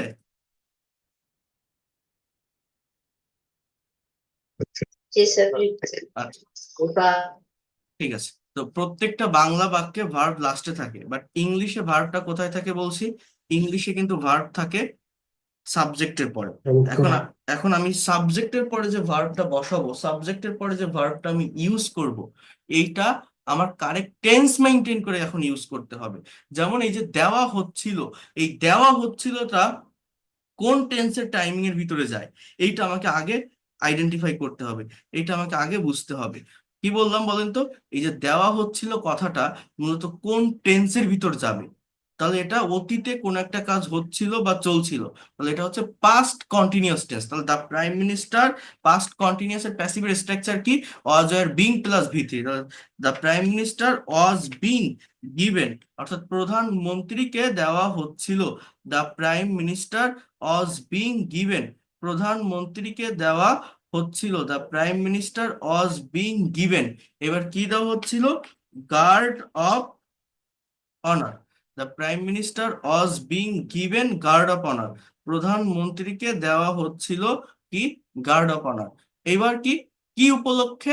স্বাধীনতা দিবস উপলক্ষে। তাহলে on the occasion of independent day. এখানে মেইন বিষয়টা কি জানেন? মেইন বিষয়টা হচ্ছে, একটা সেন্টেন্স যখন আপনি বাংলা থেকে ইংলিশে ট্রান্সলেট করবেন, যদি এই সাবজেক্ট এবং ভার্বের জায়গাটা পারফেক্টলি লিখতে পারেন, আপনার পরবর্তী জায়গায় যাই হোক না কেন সেন্টেন্স অলরেডি একটা মিনিং প্রকাশ করে দেয়, কারেক্ট হয়ে যায়। বাট এই ভার্বের জায়গাটা যদি কেউ ভুল করে, যদি কেউ বাংলা দেখে টেন্স আইডেন্টিফাই করতে না পারে, এই ভার্বের সঠিক ফর্ম ইউজ করতে না পারে, তাহলে তার সম্পূর্ণ সেন্টেন্সই ভুল হয়ে যায়। এই জায়গাটার উপরে ফোকাস রাখতে হবে। আরেকটা কথা হচ্ছে, সাবজেক্ট আর ভার্ব বসানোর পর যখন বাংলা থেকে ইংলিশ একটা সেন্টেন্স বা বাক্যকে আপনি ট্রান্সলেট করবেন, লাস্টের দিক থেকে করতে করতে ফার্স্টের দিকে আসতে হয়। কি কি বললাম বলেন তো, একটু বোঝার চেষ্টা করেন। লাস্ট থেকে করতে করতে ফার্স্টের দিকে আসতে হয় যখন বাংলা থেকে ইংলিশে একটা সেন্টেন্স ট্রান্সলেট করা হয়। ঠিক আছে, যেমন আমি যদি আরেকটা বাক্য একটু আপনাদেরকে দেখাই তাহলে এটা আপনার কাছে ক্লিয়ার হয়ে যাবে। এই বাক্যটা হচ্ছে, এগুলো সব কিন্তু নিউজ পেপারের সেন্টেন্স এবং খুবই প্র্যাকটিক্যাল সেন্টেন্স, যেগুলো আমরা আমাদের ডে টু ডে লাইফে ফেস করে থাকি। বলছে দুর্নীতি বন্ধে বাংলাদেশে কোনো কার্যকর পদক্ষেপ নেওয়া হচ্ছে না। কি বলছে? দুর্নীতি বন্ধে বাংলাদেশে কোনো কার্যকর পদক্ষেপ নেওয়া হচ্ছে না। তাহলে আগে আমরা ভার্বের কাছে আসবো। এই বাক্যে ভার্ব কোনটা? নেওয়া হচ্ছে না কথাটা ভার্ব, এটা কোন টেন্স? হচ্ছে, হচ্ছে, চলছে, যাচ্ছে, যাচ্ছে না। প্রেজেন্ট কন্টিনিউয়াস টেন্সের একটা নেগেটিভ সেন্টেন্স। এটা কোন টেন্স বলছি বলেন তো? Present continuous tense. তাহলে কি নেওয়া হচ্ছে না? কোন জিনিসটা নেওয়া হচ্ছে না? আমরা অনেকেই মনে করি শুরুর ওয়ার্ডটা সাবজেক্ট, দুর্নীতি সাবজেক্ট, বাংলাদেশ সাবজেক্ট, বাট না। কোন জিনিসটা নেওয়া হচ্ছে না? পদক্ষেপ। অর্থাৎ একসঙ্গে তিনটা ওয়ার্ড হবে, কোনো কার্যকর পদক্ষেপ। ফ্রেজাল ওয়ার্ড অর্থাৎ ফ্রেজাল নাউন বা নাউন ফ্রেজ। হ্যাঁ, কথাটাকে এইভাবে লেখা যায়, যে নেওয়া হচ্ছে না, যেহেতু আপনি কথাটাকে এইভাবে লিখতে পারেন যে no effective step, no effective steps, কোনো কার্যকর পদক্ষেপ নেওয়া হচ্ছে না। সাবজেক্ট লিখলাম, এবার ভার্ব লিখবো। সাবজেক্টটা যেহেতু প্লুরাল, তো ভার্ব লিখবো আর বিং টেকেন। অর্থাৎ এই নো এর পরিবর্তে আপনি যদি এখানে এনি দিতেন, তাহলে এখানে aren't are not being taken দেওয়া যায়। কিন্তু নো দেওয়া মানে ওই সেন্টেন্সটা অলরেডি নেগেটিভ হয়ে যাচ্ছে, এই জন্য অক্সিলারি ভার্বের সাথে নট বসানো লাগে না। তো যাই হোক, any effective steps are not being taken, এই যে আর নট বিং টেকেন, এটা হচ্ছে প্রেজেন্ট কন্টিনিউয়াস এর প্যাসিভের ফর্ম। এইটা যদি আমরা না বুঝি যে প্রেজেন্ট কন্টিনিউয়াস এর structure am is are being plus V three, এখানে ভার্ব কি? নেওয়া। এর পাস্ট পার্টিসিপল কি? টেক থেকে টেকেন। এইটুকু যদি কেউ বসাতে পারে, তার বাক্য অলরেডি কারেক্ট হয়ে যায়, এই সাবজেক্ট আর ভার্ব। বাট এই জায়গাটা যদি কেউ ভুল করে, তার সম্পূর্ণ বাক্যই ভুল হয়ে যায়। তো আমি কি বললাম, যখন আপনি এই প্যাসিভ রিলেটেড বাক্যগুলো বা যে কোনো বাংলা সেন্টেন্সকে ইংলিশে ট্রান্সলেট করবেন, সাবজেক্ট আর ভার্ব বসানোর পর লাস্ট থেকে ফার্স্টের দিকে আসবেন। যেমন এখানে আমার বাকি আছে এই তিনটা ওয়ার্ড, দুর্নীতি বন্ধে বাংলাদেশ। তো আগে বাংলাদেশ বসান, তারপর বন্ধ, তারপর দুর্নীতি, এইভাবে লাস্টের দিক থেকে আসেন। তো দেশের আগে প্রেপোজিশন ইউজ করতে হবে ইন বাংলাদেশ। হ্যাঁ, ইন বাংলাদেশ। এবার বন্ধে, বন্ধ ইংরেজি কি? স্টপ বা ক্লোজ। বাট এই যে একার আছে না, এটা হচ্ছে non finite verb, to plus V one এর ব্যবহার করতে হয়। ঠিক আছে, অর্থাৎ টু স্টপ মানে বন্ধে বা বন্ধ করতে, বা টু ক্লোজ, যেটাই বলেন না কেন। এবার কি? অপশন। ওই এ কারটার জন্য আমার শুধু ওই টু নিয়ে আসতে হচ্ছে। হ্যাঁ, নন ফাইনাইট ভার্ব করতে হচ্ছে, বা ওখানে স্টপিংও বলা যায়। হ্যাঁ, so any effective steps are not being taken in Bangladesh to stop corruption. Any effective steps are not being taken in Bangladesh to stop corruption. অর্থাৎ দুর্নীতি বন্ধে বাংলাদেশে কোনো কার্যকর পদক্ষেপ নেওয়া হচ্ছে না। তাহলে এই যে সেন্টেন্স গুলো আমি লিখছি, এটা আপনাদেরকে একটু ভালোভাবে বুঝতে হবে, নেওয়ার চেষ্টা করতে হবে, কারণ এগুলো মোস্ট প্র্যাকটিক্যাল সেন্টেন্স। শুধু I eat rice, I don't eat rice, do I eat rice, don't I eat rice, এগুলো শিখে প্র্যাকটিস করে কখনো প্রফেশনাল হওয়া যায় না। এই জায়গাটাতে আসতে হবে, এগুলো সবাই দেখায় না, সবাই ফেস করে না। এই যে সেন্টেন্স গুলো আমি ট্রান্সলেট করছি, এখানে কিন্তু কোথাও ওই by me, by him, by her নেই। এইটা সাবজেক্ট, এইটা অবজেক্ট, সাবজেক্ট অবজেক্ট করো, অবজেক্ট সাবজেক্ট করো, সেগুলোও কিন্তু বলা হচ্ছে না। তো এগুলো ডিরেক্ট প্যাসিভের ব্যবহার, যেটা আমাদের প্র্যাকটিক্যাল কনভারসেশন বা কমিউনিকেশনের জন্য প্রয়োজন বা দরকার, ইভেন ফ্রি হ্যান্ড রাইটিং এর জন্য। কি বলছে? গার্মেন্টস এর পণ্যগুলো নিয়মিত বিদেশে রপ্তানি হতে থাকবে। এই যে হতে থাকবে, এই হতে থাকবেটা কোন টাইম মেনটেন করে? এটা কোন টেন্স? আগে বোঝেন, ভবিষ্যতে কোন একটা কাজ হতে থাকবে বা চলতে থাকবে, এটা হচ্ছে ফিউচার কন্টিনিউয়াস টেন্স। এবার কি রপ্তানি হবে? কোন জিনিসটা? সাবজেক্টটা কি? গার্মেন্টস এর পণ্য। তাহলে আপনি বলতে পারেন দ্য গুডস, অথবা the products, the goods of garments, the goods of garments, garments এর পণ্যগুলো, the goods of garments will be being, will be being exported, the goods of garments will be being exported, দেখছেন, রপ্তানি হতে থাকবে। Future continuous এর প্যাসিভের structure কি? Will be being plus V three. এবার আমার দুটো ওয়ার্ড বাকি আছে, একটা হচ্ছে নিয়মিত আর একটা হচ্ছে বিদেশ। তো আগে বিদেশে বসাবো, যে ইন অ্যাব্রোড, এরপরে নিয়মিত বসাবো, লাস্টের থেকে ফার্স্টের দিকে আসবো। In abroad regularly, adverb of manner, তাই না? সো কি বললাম তাহলে? The goods of garments will be being, sorry time, the goods of garments will be being exported in abroad regularly. Garments এর পণ্যগুলো নিয়মিত বিদেশে রপ্তানি হতে থাকবে। তাহলে দেখেন এই যে টেকনিক বা স্ট্র্যাটেজিটা দেখাচ্ছে, এটা ফলো করে কত সহজে এই ধরনের প্র্যাকটিক্যাল সেন্টেন্স গুলোকে আমরা ট্রান্সলেশন করতে পারি বা ট্রান্সলেট করতে পারি। দেখেন আমার অফলাইনে কোনো প্রতিষ্ঠানে আমি একটা জায়গায় ইনভলভ আছি, আমি অনলাইনে আমার ফ্রি টাইম বা এই যে টাইমে আপনাদের এই ক্লাসগুলো নেই। বাট অনেক বড় বড় প্রতিষ্ঠান আছে যারা ক্লাস নেয়, আপনারা অনেকেই আছেন যারা বিভিন্ন জায়গায় অলরেডি পেইড কোর্স করছেন, পেইড কোর্সে ইনভলভ আছেন, সেটা অফলাইন হোক অনলাইন হোক। যে কোনো একটা প্রতিষ্ঠানের কোর্সের সঙ্গে জাস্ট আমার এই ফ্রি ক্লাসগুলো কম্পেয়ার করে দেখবেন, যদি আমাকে পজিটিভ মাইন্ডে নিতে পারেন। যদি বেটার কিছু না পান তখন আপনি বলবেন। মনে রাখবেন, প্রতিষ্ঠান যত বড়, কোচিং যত বড়, তাদের বিজনেস তেমন, তাদের থেকে আপনি তত এক্সাজারেট করা টপিক পাবেন, অর্থাৎ আপনি বিভিন্ন কন্টেন্ট পাবেন। বাট সেগুলো প্র্যাকটিক্যালি আপনার কাজে লাগবে কিনা সেটা আপনার নিজেকেই বিবেচনা করতে হবে। আপনাকে বিভিন্ন ওয়েতে মোটিভেটেড করা হবে।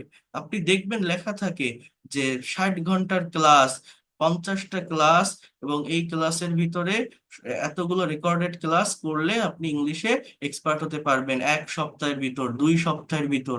এই যে রেকর্ডেড যে ক্লাসগুলো প্রোভাইড করা হয়, বা যে ক্লাসগুলো 10 মিনিট, 15 মিনিট, 7 মিনিট, 8 মিনিটের এই যে কন্টেন্ট থাকে, এই কন্টেন্ট দেখে কি ল্যাঙ্গুয়েজ ডেভেলপ করা যায়? ল্যাঙ্গুয়েজটাকে প্র্যাকটিক্যালি ডেভেলপ করতে গেলে এই জায়গায় আসতে হবে। যারা ওই যে দেখায় এইটা প্লাস এইটা প্লাস এইটা এরকম সেন্টেন্স হয়, আপনি এই যে হাজারো সেন্টেন্স করতে পারবেন, আমি একটা করলাম বাকিগুলো কমেন্টে করে দেন।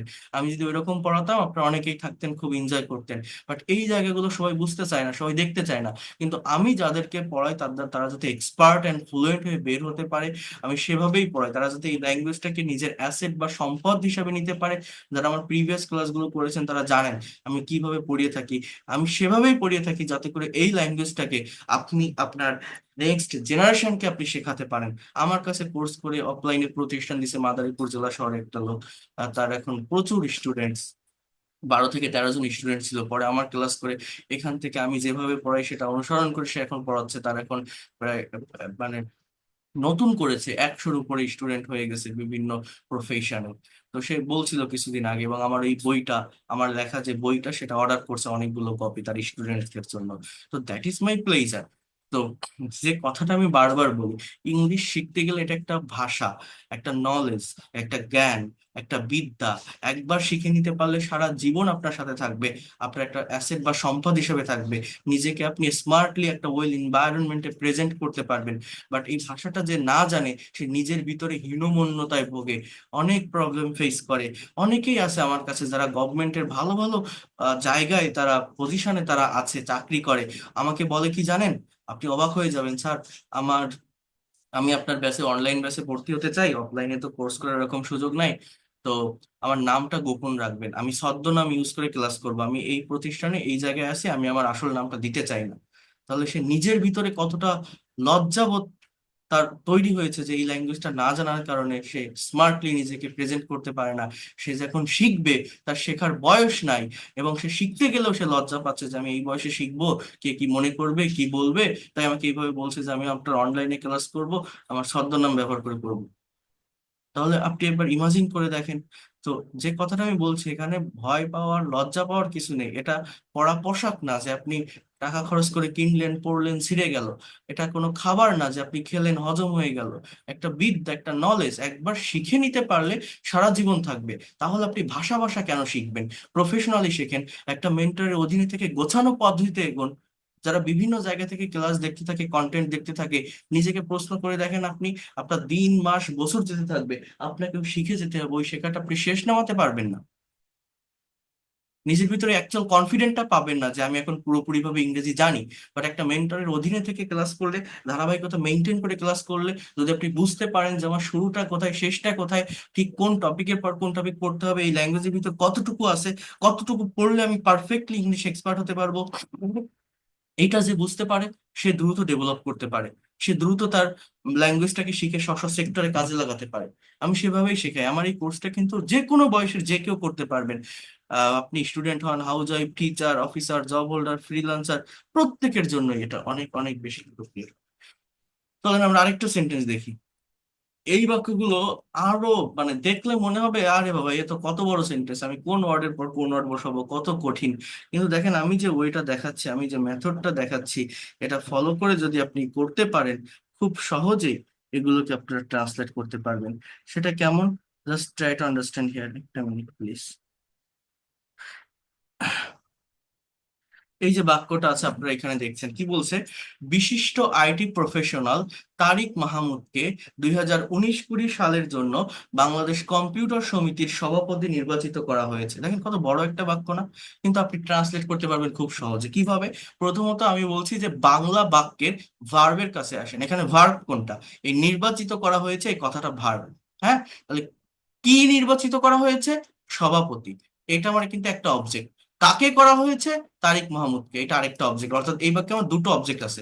অবজেক্ট কিভাবে পাই? ভার্বকে কি বা কাকে দ্বারা প্রশ্ন করলে। একটা হচ্ছে ডাইরেক্ট, একটা হচ্ছে ইনডাইরেক্ট। তো কোনো বাক্যে একটাও থাকতে পারে, দুটোও থাকতে পারে। প্যাসিভ রিলেটেড বাক্যে অবজেক্টটাই মূলত সাবজেক্ট। তো আমার এখানে যেহেতু তারিক মাহমুদ, ব্যক্তিবাচকটাকে আমি প্রাধান্য দিব, তাহলে সেটা বেশি ভালো হয়। তাহলে এইটা আমি আগে লিখে ফেলি। বিশিষ্ট, বিশিষ্ট ইংরেজি কি জানেন? ফেমাস, রিনাউন্ড, প্রমিনেন্ট, এমিনেন্ট, যে কোনো কথা কিছু আপনি বলতে পারেন। Renowned IT professional Tariq Mahmud, Tariq Mahmud, renowned IT professional Tariq Mahmud. হ্যাঁ, এরপরে কি? দেখেন ভার্ব, সাবজেক্টের পরে ভার্ব বসাবো। বাংলায় ভার্ব কোথায় থাকে? লাস্টে। ইংলিশে সাবজেক্টের পরে করা হয়েছে। কোন টেন্স? Present perfect tense. হয়েছে, গিয়েছে, থেকেছে, প্রেজেন্ট পারফেক্ট না? এবার বোঝার চেষ্টা করেন, সাবজেক্টটা থার্ড পারসন সিঙ্গুলার, তাহলে হ্যাভ হ্যাজ এর ভিতরে হ্যাজ হবে। তাহলে হ্যাজ বিন, প্রেজেন্ট পারফেক্টের প্যাসিভের স্ট্রাকচার কি? হ্যাভ বা হ্যাজ বিন প্লাস ভি3। তাহলে renowned IT professional Tariq Mahmud has been, দেন নির্বাচন, তাহলে এটা ইলেকশন। ইলেক্টেড, এটা ভার্ব যেহেতু, তাহলে ইলেক্টেড কি লিখলাম? সিলেকশনের মাধ্যমে সিলেক্টেডও বলা যায়, এখানে ভুল না। So renowned IT professional Tariq Mahmud has been elected. এই সাবজেক্ট আর ভার্ব আমার বসানো শেষ। এবার আমি কি করব? লাস্টের থেকে ফার্স্টের দিকে আসবো। আমি আবারও বলছি, যখন আপনি যে কোনো বাংলা সেন্টেন্সকে ইংলিশে ট্রান্সলেট করবেন, first of all you have to find out the subject and verb. After that কি করবেন? লাস্টের থেকে ফার্স্টে, যেমন renowned IT professional Tariq Mahmud has been elected, এবার আমি ওই সভাপতি, দ্য প্রেসিডেন্ট, দ্য প্রেসিডেন্ট। এবার কিসের প্রেসিডেন্ট? অফ মানে এর, এই যে সমিতির, দেখেন এই যে র আছে না, এই যে র যে কথাটা আছে, এর জন্য কিন্তু আমার ওই অফ বসাতে হচ্ছে। অফ, অফ মানে এর, কিসের? Bangladesh computer, of Bangladesh computer society, SOCIETY। তাহলে টোটাল বাক্যটা আমি কি লিখলাম বলেন তো? Renowned IT professional Tariq Mahmud has been elected the president of Bangladesh computer society for 2019-20। দেখছেন কত সহজে কারেক্ট ওয়ার্ডার মেনটেন করে এই বাক্যটাকে আমরা ট্রান্সলেট করে ফেললাম। আবার এই বাক্যটা কিন্তু এইভাবেও করা যায়, আমি একটু আপনাদের বলি, তা না হলে আপনারা বলবেন। আহ এটাও করা যায়। এতটুকু ধরে মনে করেন আমি সামনে নিলাম, এটা নেওয়া যায়, সমস্যা না। The president of Bangladesh computer society for 2019-20। আচ্ছা, এটা আমি এখানে লিখবো না, সোসাইটি। এইবার আমি ভার্বটাকে নিব, যে has been elected the president of Bangladesh computer society, মানে বাংলাদেশ কম্পিউটার সমিতির সভাপতি নির্বাচিত করা হয়েছে। কাকে? তারিক মাহমুদকে। কোনো ব্যক্তির কাছে বা প্রতি বা পর্যন্ত বোঝাতে এখানে একটা প্রেপোজিশন আনতে হবে, সেটা হচ্ছে টু, বাই না to. To renowned IT professional Tariq Mahmud, then for 2019-20। এখানে এই দুই ভাবে এই বাক্যটাকে ট্রান্সলেট করা যায়। বাট আমি কি বলছি, যদি দুটো অবজেক্ট থাকে ব্যক্তিকে প্রাধান্য দিতে হয়। এই প্রথমে যেটা লিখছি এই বাক্যটা বেশি অ্যাপ্রোপ্রিয়েট বা কারেক্ট। তাহলে কি বললাম আমি?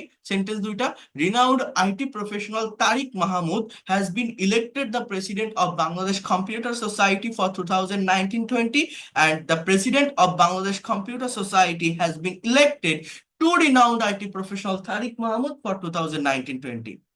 দেখছেন, এইভাবে হয়।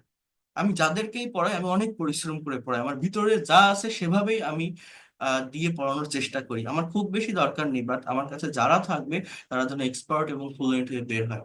That is my pleasure. এতটুকু আমি বলতে পারি। আরেকটা কথা বলে রাখি, যারা আমার পেইড কোর্সে আসছেন, আজকে অনেকেই ভর্তি হয়েছেন, তারা তো আহ আমার সাথে থাকবেন, ক্লাস করতে পারবেন, বাট এখানে সবাই তো পেইড কোর্স করবেন না। তারা পেইড কোর্সে আসবেন না। যদি কখনো কোনো টিচারের কাছে ইংলিশ শেখেন, এমন কারো কাছে শিখবেন যারা নিউজ আর্টিকেলের এডিটোরিয়াল সলভ করে থাকে। ইউটিউবে অনেক রিসার্চ দেখবেন, news paper, Daily Star, Daily Sun solve করে থাকে, বা যারা এই রিডিং অ্যানালাইসিস করতে সক্ষম, তেমন কোনো টিচারের কাছে করবেন, দেখবেন আপনি ভালো রেজাল্ট পাবেন। বাট যারা ওই ছোট ছোট রুলস আর স্ট্রাকচারে সীমাবদ্ধ থাকে, যারা বলে এই রিডিং রুমের উপর প্রেজেন্টেশন দাও, যারা ওই একটা টপিক দেখায় যে আমার স্টুডেন্ট আজকে introduce your self, talk about daily activities এর উপর প্রেজেন্টেশন দিচ্ছে, দেখুন কত সুন্দর ফ্লুয়েন্ট হচ্ছে, আপনিও 7 দিন 14 দিনের ভিতর ফ্লুয়েন্ট হতে পারবেন। এই ধরনের রংচটা বিজ্ঞাপন যারা দেখেন, এক্সাজারেট করা বিজ্ঞাপন যারা দেখেন আর ভর্তি হয়ে যান, বা এই ছোট ছোট রুলস প্র্যাকটিস যাদের করায়, এইভাবে কখনো ইংরেজি ডেভেলপ করা যায় না। আপনি কখনো প্রফেশনালিটি শিখতে পারবেন না। এতটুকু আমি আপনাকে বলে রাখলাম।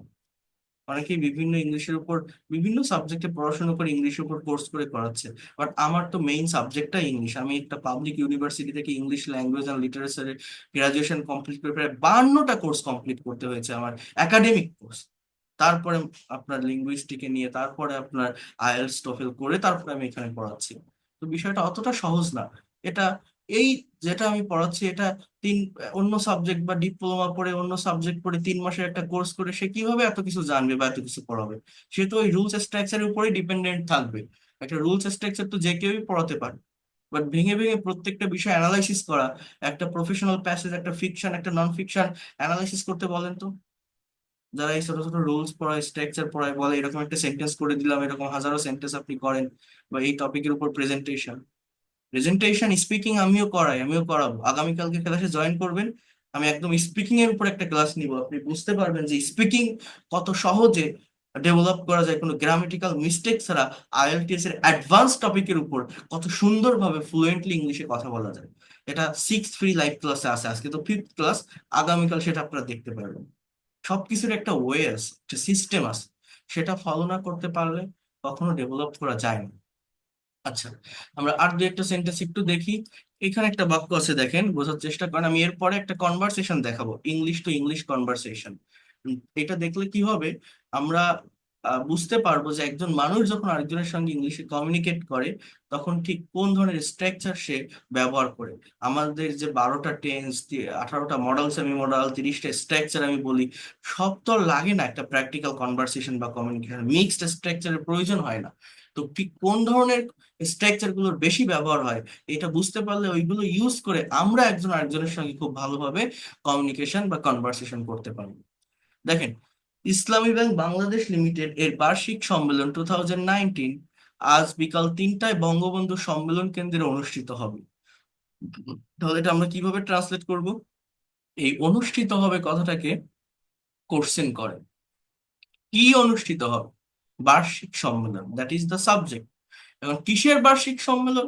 ইসলামী ব্যাংকের বার্ষিক সম্মেলন। অর্থাৎ এই 2019 পর্যন্ত একসাথে আপনি ধরে সাবজেক্টে বসান যে দ্য অ্যানুয়াল কনফারেন্স, বোঝেন, the annual.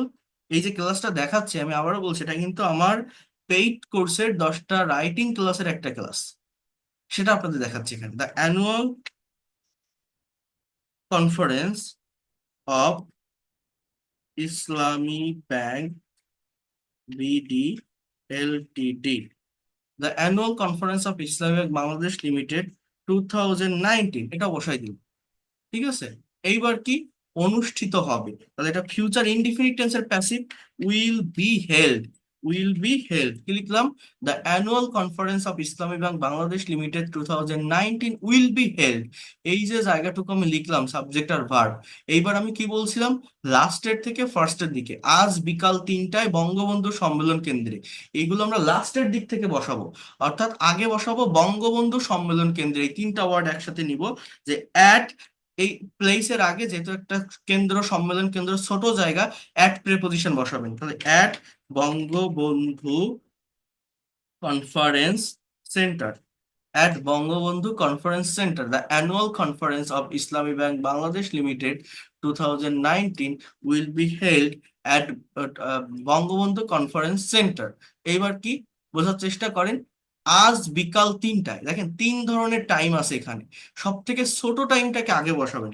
At 3 PM, certain টাইমের আগে অ্যাট প্রেপোজিশন বসে। 7th ক্লাসে প্রেপোজিশনের উপর ডিটেলস ক্লাস আছে, মিস করবেন না। অ্যাট 3 PM, দেন বিকালবেলা, তাহলে ইন দা আফটারনুন টুডে। অর্থাৎ এখানে যেভাবে টাইমটাকে মেনশন করা, আবারও বলছি, আগে ছোট টাইম 3টা বড় না বিকাল বড়? বিকাল বড়, তাহলে 3টা আমি আগে বসাবো, তারপরে বিকাল বসাবো। আজ বড় না বিকাল বড়? আজ বড়, তাহলে বিকাল আগে বসাবো, তারপরে গিয়ে আজ বসাবো। অর্থাৎ আগে ছোট টাইম, তারপর বড় টাইম, এইভাবে ধারাবাহিকভাবে আমাকে অর্ডারটা মেনটেন করতে হয়। তো টোটাল বাক্যটা আমি কি লিখলাম? The annual conference of Islami bank Bangladesh limited 2019 will be held at Bangabandhu conference centre at 3 PM in the afternoon today. At 3 PM in the afternoon today. So এইভাবে, এই 3 PM দিলেই তো বিকাল বোঝা যায়, আর আফটারনুন দেওয়া লাগে না। তো যাই হোক, তো এইভাবে এই বাক্যগুলোকে কিন্তু আপনারা ট্রান্সলেট করতে পারেন। এখন এইখানে দেখেন, এখানে অনেক সেন্টেন্স আছে প্যাসিভ রিলেটেড, এটা সেমি মডেল ভার্বেরও কিছু আছে। এই প্যাসেজটা আপনারা একটু স্ক্রিনশট দিয়ে নেন। এই পর্যন্ত যে বাক্যগুলো করালাম, যদি মনে হয় এগুলো ইফেক্টিভ, ইম্পর্টেন্ট, বা আমি কিছু শিখতে পারছি বা করতে পারছি, তাহলে এইগুলো আপনারা নিজেরা একটু ট্রান্সলেট করার চেষ্টা করবেন। আমার পেইড কোর্সের প্রত্যেকটা স্টুডেন্টদেরকে আমি প্রচুর হোমওয়ার্ক দিয়ে থাকি। এই হোমওয়ার্ক গুলো করতে হয়। নিজে যদি কাজ না করেন, নিজের ব্রেন দিয়ে যদি আইডিয়া জেনারেট না করেন, শুধু ক্লাস দেখে হয় না। এটা সায়েন্স না, এটা ম্যাথ না, যে এখানে আহামরি ব্রেন লাগবে, রকেট সায়েন্স লাগবে, বা টিচার করালো আমি মনোযোগ দিয়ে করলাম না। অল্প কিছু টেকনিক, অল্প কিছু স্ট্র্যাটেজি শিখে নিজের মতো করে সেটাকে অ্যাপ্লাই করা শিখতে হয়। Because you are learning a language. নিজের ব্রেন দিয়ে আইডিয়া জেনারেট করতে হবে, নিজের মুখ দিয়ে কথা বের করতে হবে। আদারওয়াইজ শুধু ক্লাস করে গেলাম, চলে গেলাম, এরকম যত ভালো টিচারের ক্লাস করেন, হাজারটা ক্লাস করে কোনো লাভ হবে না যদি না নিজে অ্যাক্টিভিটিস গুলো পারফর্ম করেন। কি বলছে, একটা বাক্য আমরা যদি পড়ি, আহ আধুনিক বিশ্বের প্রায় সকল কর্মকাণ্ডে তথ্য প্রযুক্তির ব্যবহার হয়। তাহলে এই ব্যবহার হয়টাকে প্রশ্ন করেন, ভার্ব সবার আগে ভার্বের কাছে আসবো। বাংলায় ভার্ব কোথায় থাকে বলছি? লাস্টে। তাহলে কিসের ব্যবহার হয়, কি ব্যবহার হয়, জিনিসটা কি? তথ্য প্রযুক্তি। এইটা আমার সাবজেক্ট, অর্থাৎ ইনফরমেশন টেকনোলজি। আমি করাচ্ছি, দেখাচ্ছি, দেখলে মনে হবে ইজি, বাট নিজে একটু করতে যান, দেখবেন বিভিন্ন জায়গায় প্রবলেম ফেস করবেন। তো সেই প্রবলেম গুলো দেখে সেখান থেকে ওভারকাম করার চেষ্টা নিজেকে করতে হয়, তাহলে ওই বিষয়গুলো ধরে রাখা যায়। কঠিন জিনিস শিখতে পারলে নিজের ভিতরে একটা প্লেজার কাজ করে। ইনফরমেশন টেকনোলজি এবার ব্যবহার হয়, অ্যাজ ইউজুয়াল কোন একটা কাজ হয়, রেগুলার ওয়েতে হয়, প্রতিদিন হয়। এটা হচ্ছে প্রেজেন্ট ইনডিফিনিট টেন্সের প্যাসিভের স্ট্রাকচার। কিসের কথা বললাম? তাহলে প্রেজেন্ট ইনডিফিনিট টেন্সের প্যাসিভ কি? Am is are plus V3 plus object. অর্থাৎ ইনফরমেশন টেকনোলজি ইজ ইউজড, বোঝার চেষ্টা করেন।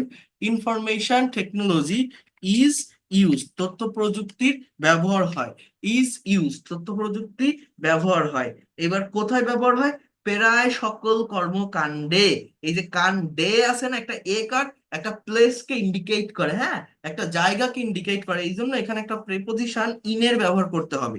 সাবজেক্ট আর ভার্ব আমার বসানো কিন্তু শেষ। এবার আমি কি করব? লাস্টের থেকে ফার্স্টের দিকে আসবো, এবং সেটা ফ্রেজ ধরে ধরে, মানে এই যে প্রায় সকল কর্মকাণ্ডে, এই 3টা ওয়ার্ড কিন্তু একসাথে কানেক্টেড। আধুনিক বিশ্বের, এই 2টা ওয়ার্ড একসাথে কানেক্টেড। এই যে বাংলায় পার্ট অফ স্পিচ বা ফ্রেজ আইডেন্টিফাই করতে পারেন আপনারা, এটা করা শিখতে হয়, বাংলা প্লাস ইংলিশ। এর জন্য ফ্রেজ অ্যান্ড ক্লজের উপরে ডিটেলস একটা কনসেপ্ট রাখতে হয়। আমার কাছে ফ্রেজ অ্যান্ড ক্লজের উপরে ডিটেলস ক্লাস আছে, আমি আপনাদেরকে দেখাবো। তো সেটা দেখলে আপনারা বুঝতে পারবেন আহ, এই ট্রান্সলেশন গুলো কতটা ইজিলি করা যায়।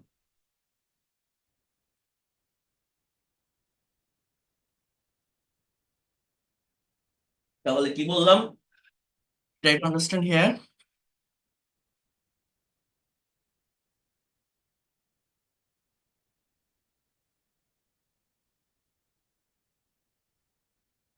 Information technology is used in almost all activities of, মানে এর কিসের? আধুনিক বিশ্বের। এই অফটা কেন দিলাম জানেন? এই যে বিশ্বের, এই যে একটা র আছে না, এই র কথাটা থাকার কারণে। এতটা ডিটেলসে এতটা ভেঙে ভেঙে কেউ কোনোদিন দেখাবে না। পারলে এই ক্লাসগুলো আরেকবার রিপিট করবেন, দেখবেন আপনার উপকারে আসবেই। এইগুলোই আমাদের প্র্যাকটিক্যাল লাইফে ফেস করতে হয়, বাট আমরা এই পর্যন্ত পৌঁছাই না। আমরা এই ধরনের সেন্টেন্স গুলো দেখি না, প্র্যাকটিস করি না, এই জন্যই আমরা ইংরেজি পারি না। আমরা শুধু বলি আমি পারি না, পারি না, কেন পারি না? আপনি অ্যাকচুয়াল ডেস্টিনেশনে আসেন না, এই জন্যই পারেন। So information technology is used in almost all activities of modern world. অর্থাৎ আধুনিক বিশ্বের প্রায় সকল কর্মকাণ্ডে তথ্য প্রযুক্তির ব্যবহার হয়। দেখছেন? তো এইভাবে এই বাকি বাক্যগুলো যেটা আছে আপনারা নিজেরা একটু করার চেষ্টা করবেন। হ্যাঁ, কি বলছে এখানে? যে তথ্য প্রযুক্তির ব্যবহারের মাধ্যমে জটিল কাজকে সহজভাবে সম্পাদন করা যায়। কি বলছে? তথ্য প্রযুক্তির ব্যবহারের মাধ্যমে জটিল কাজকে, এখানে সাবজেক্টটা কি, যে কি সম্পাদন করা যায়, কোন জিনিসটা, কোন জিনিসটা জটিল কাজ, তাহলে কমপ্লেক্স বা কমপ্লিকেটেড, এভাবে বলতে হয় কমপ্লিকেটেড টাস্ক। হ্যাঁ, কমপ্লিকেটেড টাস্ক আর পারফর্ম, পারফর্ম মানে সম্পাদন করা, প্রেজেন্ট ইনডিফিনিট টেন্সের সেন্টেন্স এটা। আর পারফর্ম, এবার কি সহজভাবে, সাবজেক্ট ভার্ব শেষ, লাস্ট থেকে বসাবো, ইজিলি। হ্যাঁ, কমপ্লিকেটেড টাস্ক আর পারফর্ম ইজিলি। এরপর কি? তথ্য প্রযুক্তি ব্যবহারের মাধ্যমে, তাহলে ইউজিং ইনফরমেশন টেকনোলজি, টেকনোলজি। তো এইভাবে এই বাক্যগুলো বাকি যেগুলো আছে আপনারা নিজেরা একটু করার চেষ্টা করবেন, দেখবেন পারেন কিনা। কারণ এটা নিজেদের করতে হয়, নিজেদের কাজ। আর যতদূর দেখাই দিলাম, আশা করি একটা কনসেপ্ট আপনি পেয়েছেন। কনসেপ্ট না পেলে এতটুকু বুঝতে পারছেন যে প্র্যাকটিক্যাল লাইফে প্যাসিভের ভূমিকা কতটুকু, এতটুকু বুঝতে পারলেই হলো। পরে আপনি যেভাবে হোক আপনি শিখে নিতে পারবেন। কিন্তু আমরা জানিই না যে এই প্যাসিভ আমাদের মানে স্পিকিং বা রাইটিং এর কত বড় একটা ব্যারিয়ার হয়ে দাঁড়ায়। আমরা অনেকেই মনে করি যে আমি তো প্যাসিভ পারি, বাট কোন প্যাসিভ? ওই যে বললাম না, আই ইট রাইস, আমি ভাত খাই, rice is eaten by me. But এইখানে যেগুলো দেখাচ্ছে দেখছেন, এগুলো কিন্তু ডিরেক্ট প্যাসিভের ব্যবহার, রাইটিং এ প্যাসিভের ব্যবহার, এবং এগুলোই আমাদের করা শিখতে হবে। চলেন আমরা একটা কনভারসেশন দেখি। গত ক্লাসে বাংলা টু ইংলিশ দেখছিলাম, আজকে একটু ইংলিশ টু ইংলিশ দেখি। নেক্সট ক্লাসে আবার আমি বাংলা টু ইংলিশ দেখাবো। আমার এই পিডিএফ ফাইলটাতে 39টার মতো কনভারসেশন আছে, এবং এগুলো আমার প্রত্যেকটা স্টুডেন্টসকে পেইড কোর্সের আমি প্র্যাকটিস করাই। কারণ প্র্যাকটিক্যাল প্যাসেজ অ্যানালাইসিস করলে, প্র্যাকটিস করলে এর অনেকগুলো বেনিফিটস আছে। সেটা হচ্ছে আপনি যখন এটা পড়বেন আপনার রিডিং স্পিডটা বাড়বে। আপনি যখন এটা পড়বেন আপনার প্রোনাউন্সিয়েশনটা ক্লিয়ার হবে। আপনি যখন এটা পড়বেন নতুন ভোকাবুলারি থাকলে সেইটা ডেভেলপমেন্ট পাবেন। আপনি যখন এটা পড়বেন, আমি তো এর আগে টেন্সের স্ট্রাকচার এটা ওটা শিখাই, তো ওই স্ট্রাকচার গুলো প্র্যাকটিক্যালি চর্চায় থাকবে। আমরা অনেকেই প্যাসেজ ইংলিশে রিড আউট করতে পারি, বাট একটা প্যাসেজ বা সেন্টেন্স পড়ে তার অ্যাকচুয়াল অর্থ কি এটা বুঝতে পারি না। তো এই সেন্টেন্স গুলো পড়লে একটা সেন্টেন্সের রাইটিং এর ফরমেশনটা বুঝতে পারবো, কোন টেন্সে লেখা আছে এইটা আমরা আইডেন্টিফাই করতে পারবো। এর গুরুত্ব অনেক, কিন্তু আমরা কেউ এগুলো বুঝে পড়ি না। বিভিন্ন ক্লাসের ছেলেমেয়েদের ডায়লগ দেওয়া হয়, বাট তারা জাস্ট পরীক্ষায় পাশ করার জন্য মুখস্থ করে যায়, ভিতরে কি আছে জিনিসটা কি সেটাই জানেন। হ্যাঁ, তো দেখেন, mobile phone is on of the wonders of modern science. এই যে একটা বাক্য, এই একটা বাক্যকে যদি আমি মানে অ্যানালাইসিস করি, তাই 1 ঘন্টা ধরে অ্যানালাইসিস করা যায় এই বাক্যটাকে। জানেন কেমন? যেমন এই যে বাক্যটা, যে mobile phone is on of the wonders of modern science, বাক্যের অর্থটা কি? যে মোবাইল ফোন হচ্ছে আধুনিক বিজ্ঞানের একটা বিস্ময়। এখন আমি যদি বলি এটা কোন টেন্স, অনেকেই বলবে প্রেজেন্ট কন্টিনিউয়াস। কেন? এই যে ইজ আছে, অনেকেই মনে করে অ্যাম ইজ আর থাকলেই সেটা প্রেজেন্ট কন্টিনিউয়াস এর সেন্টেন্স, বাট না, এখানে ইজটা মেইন ভার্ব। এই ইজটা মেইন ভার্ব মানে কি? এটা বি ভার্বের সেন্টেন্স। বি ভার্বের প্রেজেন্ট ফর্ম হচ্ছে অ্যাম ইজ আর, যার মানে হওয়া বা থাকা। অর্থাৎ অ্যামিজার যদি একা থাকে আর কোনো ভার্ব যদি না থাকে, তাহলে ওটা কি? ওটা মেইন ভার্ব, তার মানে এটা প্রেজেন্ট ইনডিফিনিট টেন্সের সেন্টেন্স। এবার বলছে it has added a new dimension two our way of life and to the communication system. তাহলে এটা হ্যাজ অ্যাডেড, এই হ্যাজ প্লাস ভি থ্রি, এটা কোন tense? Have has plus V three present perfect টেন্সের structure. কোন একটা কাজ হয়েছে, গিয়েছে, থেকেছে, করেছে, দিয়েছে, নিয়েছে, এগুলো প্রেজেন্ট পারফেক্ট টেন্সের স্ট্রাকচার। তাহলে ইট হ্যাজ অ্যাডেড এর মানে হচ্ছে এটা যুক্ত করেছে, এটা সংযুক্ত করেছে। আর নিউ ডাইমেনশন, একটা নতুন মাত্রা, ডিমেনশন মানে হচ্ছে মাত্রা, অর্থাৎ level, to our way of life and to the communication system, আমাদের জীবনে এবং যোগাযোগ ব্যবস্থায়। But it can be misuse by someone, এই যে can be plus V three, এটা হচ্ছে মডালের প্যাসিভের স্ট্রাকচার, কিন্তু এটির অপব্যবহার হতে পারে কারো কারো দ্বারা। Now write a dialogue you and your friend about merit and demerits of using mobile phone. এবার কি বলছে দেখেন, বলছে hi Rahel how are you, বলছে I'm fine, what about you, বলছে আম ফাইন টু। এবার এইখান থেকে দেখেন, বলছে you know I have bought a new mobile phone yesterday. So have plus V three, কিসের স্ট্রাকচার এটা? প্রেজেন্ট পারফেক্ট, আমি কিনেছি একটা নতুন মোবাইল ফোন।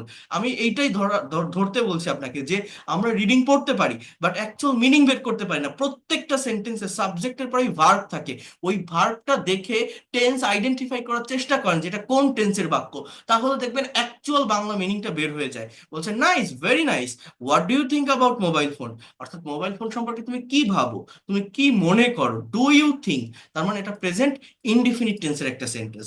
বলছে নাও ডেইস, বর্তমানে mobile phone is very essential device, তাহলে এটাও বি ভার্বের। It has added a new dimension two our way of life and to the communication system. এইবার দেখেন, উই ক্যান কমিউনিকেট, তাহলে ক্যান প্লাস ভি ওয়ান, এটা হচ্ছে মডালের sentence. আমি গত ক্লাসে বলছিলাম যে শুধুমাত্র টেন্স দিয়ে আমরা মনের সব ভাব প্রকাশ করতে পারি না, মনের হোল সেন্স বা থটটাকে আরো ডিটেলসে প্রকাশ করার জন্য আমাদের এই মডাল এবং সেমি মডাল অক্সিলারি ভার্বের ব্যবহার জানতে হয়। তো এই জন্য কি বলছে, we can communicate with the whole world with in the shortest possible time through it, এটার মাধ্যমে আমরা সারা বিশ্বের সাথে খুব সহজে যোগাযোগ করতে পারি। ইউজিং আ মোবাইল ফোন, একটা মোবাইল ফোন ব্যবহারের মাধ্যমে we can take photographs, video and enjoy music, we can take photograph, videos and enjoy music. বলছে রাইট ইউর এনিথিং এলস, আর কিছু, রাইট ইউর এনিথিং এলস। বলছে মোর ওভার, অধিকন্তু, messaging and internet system have been included in it. এই জিনিসটা কি দেখছেন? এই দেখেন, একটু বোঝেন। বলছে মেসেজিং, এই মোর ওভারটা একটা ট্রানজিশনাল ওয়ার্ড, লিঙ্কিং ওয়ার্ড, অধিকন্তু, তারপরেও, তথাপিও, হ্যাঁ, মেসেজিং এবং internet system have been plus V three, এইটা কি? এইটা হচ্ছে প্রেজেন্ট পারফেক্টের প্যাসিভের স্ট্রাকচার। তাহলে বাংলাটা কি, যে মেসেজিং এবং ইন্টারনেট সিস্টেম সংযুক্ত করা হয়েছে এটাতে, অর্থাৎ এই মেসেজিং আর ইন্টারনেট সিস্টেমটা কি, ইনঅ্যাক্টিভ, নিষ্ক্রিয়। এই জিনিসটাকে কারা সংযুক্ত করেছে? যারা মোবাইল তৈরি করেছে, যারা মানুষ, কিন্তু তাদেরকে তো মেনশন করা নেই, অর্থাৎ সাবজেক্টটা ইনঅ্যাক্টিভ। এই জন্য এটা প্রেজেন্ট পারফেক্টের প্যাসিভে লেখা যায়, ইন ইট, এটাতে, এটাতে মানে কি, সেই মোবাইলে। তাহলে দেখছেন, এই যে প্যাসিভ যেটা এইমাত্র দেখালাম, এটা প্র্যাকটিক্যাল কনভারসেশনেও আছে, ব্যবহার হয়। তাহলে এদের যদি আমরা, এদের সম্পর্কে ভালো কনসেপ্ট যদি আমরা না রাখি, এই ধরনের কনভারসেশন গুলো সলভ করতে পারবো না। ইভেন ওই যেটা আমি বললাম, বাংলায় আমরা হরহামেশা অনেক কথা এই প্যাসিভ মেনটেন করে বলি, বাট আমরা তো জানি না যে ওই জিনিসটা প্যাসিভ, আমরা তো বাংলায় বলি। এই জন্য ইংলিশে করতে গেলে আমরা ট্রান্সলেট করতে পারি না। বুঝছেন? তাহলে কি বললাম, messaging and internet system have been included in it, মেসেজিং এবং ইন্টারনেট সিস্টেম এটাতে সংযুক্ত করা হয়েছে। বলছে yes you are right, but there are also some demerits of mobile phone, mobile ফোনের কিছু অসুবিধাও আছে। বলছে what are you talking about, তুমি কি বলছো এই বিষয়ে? Are you talking, present continuous tense. বলছে nowadays some people commit crime using mobile phone, বর্তমানে কিছু মানুষ এই মোবাইল ফোনের মাধ্যমে সন্ত্রাসী কার্যক্রম চালায়, ক্রাইম করে। It has become, has plus V three, বাংলাটা কি, এটা হয়েছে, প্রেজেন্ট পারফেক্ট টেন্স, এটা হয়েছে।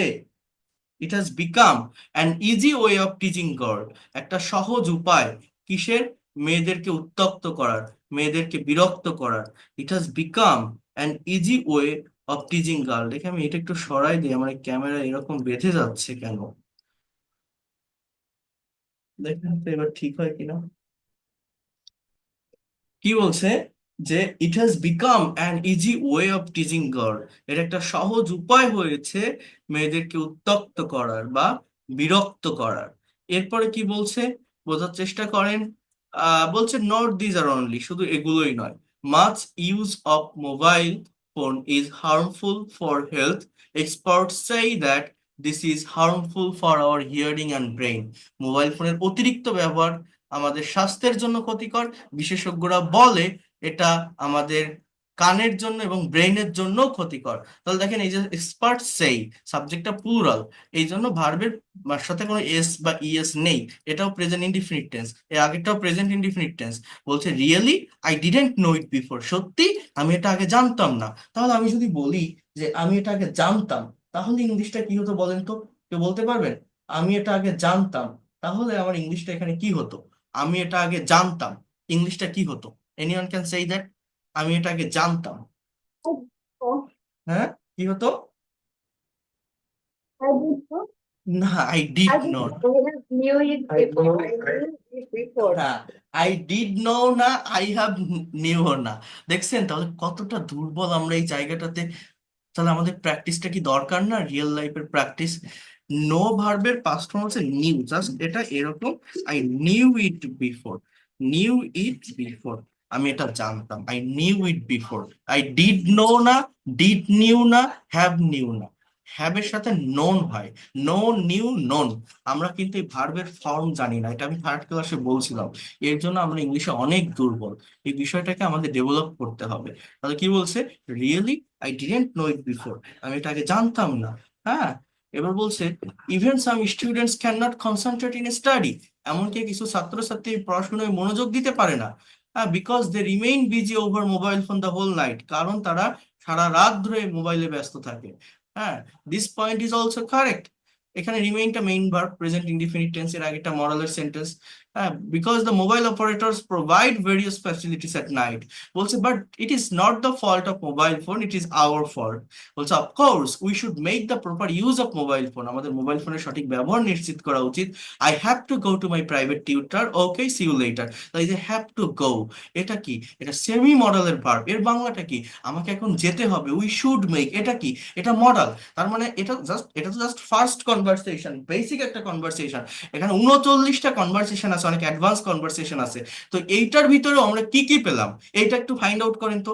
যে সেমি মডেল পেলাম, মডেলের স্ট্রাকচার পেলাম, প্রেজেন্ট ইনডিফিনিট, পাস্ট ইনডিফিনিট পেলাম, প্রেজেন্ট পারফেক্ট টেন্স পেলাম, প্রেজেন্ট কন্টিনিউয়াস টেন্স পেলাম, প্রেজেন্ট পারফেক্টের একটা প্যাসিভের স্ট্রাকচার পেলাম। তাহলে কি কি? Present indefinite, present continuous, present perfect, model, semi model, এই যে 5টা স্ট্রাকচারে এই সম্পূর্ণ কনভারসেশনটা তৈরি করা। এই বিষয়গুলো যদি আমরা বুঝতে পারি যে বিভিন্ন টপিকের উপর এটা দেখে অ্যানালাইসিস করতে হবে যে একজনের সাথে আরেকজন যখন কনভারসেশন করে ঠিক কোন স্ট্রাকচার গুলো বেশি ইউজ হয়, তো সেই টেন্স গুলো, সেই টেন্সের নেগেটিভ ইন্ট্রোগেটিভ, সেই টেন্সের কিছু প্র্যাকটিক্যাল বেঙ্গলি এক্সাম্পল ট্রান্সলেট করা, এইটা বেশি করে যদি আপনি প্র্যাকটিস করেন, আপনাকে কেউ আটকাতে পারবে? আপনি কি ইংলিশ এক্সপার্ট হবেন না? অবশ্যই হবেন। আপনি যত দুর্বল থাকেন, যত ডাল থাকেন, যত ইললিটারেট থাকেন, একদম বেরেনি কিছু ধরেন, আপনি আমার কাছে আসেন, আপনার বয়স যত বেশি হোক, আপনি আমার কাছে আসেন, যদি একটা স্বপ্ন থাকে, একটা ড্রিম থাকে যে আমি ইংরেজি শিখতে চাই, আপনি পারবেন। আমি সেইভাবেই আমার ফুল রেসপন্সিবিলিটি নিয়ে পড়াই এবং আমি প্র্যাকটিক্যাল ওয়েতে ল্যাঙ্গুয়েজটা শেখানোর চেষ্টা করি এবং এমন ভাবে শেখাবো এটা আপনি ধরে রাখতে পারবেন, যেটা হচ্ছে সব থেকে ইম্পর্টেন্ট, আপনার নেক্সট জেনারেশনকে আপনি শেখাতে পারবেন। সেইভাবেই কিন্তু আমি একদম ডিটেলসে অরিজিনটা থেকেই শেখানোর চেষ্টা করি। আমি আরেকটা বিষয় একটু দেখাচ্ছি।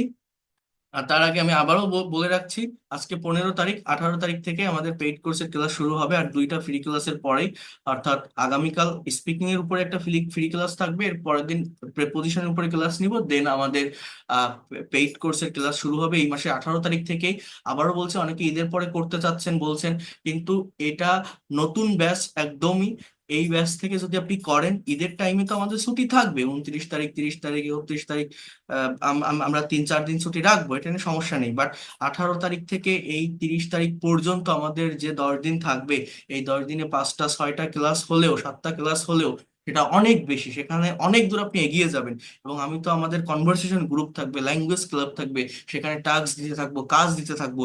যারা ঈদের পরে ভর্তি হবেন এই জায়গাগুলো থেকে পিছিয়ে যাবেন।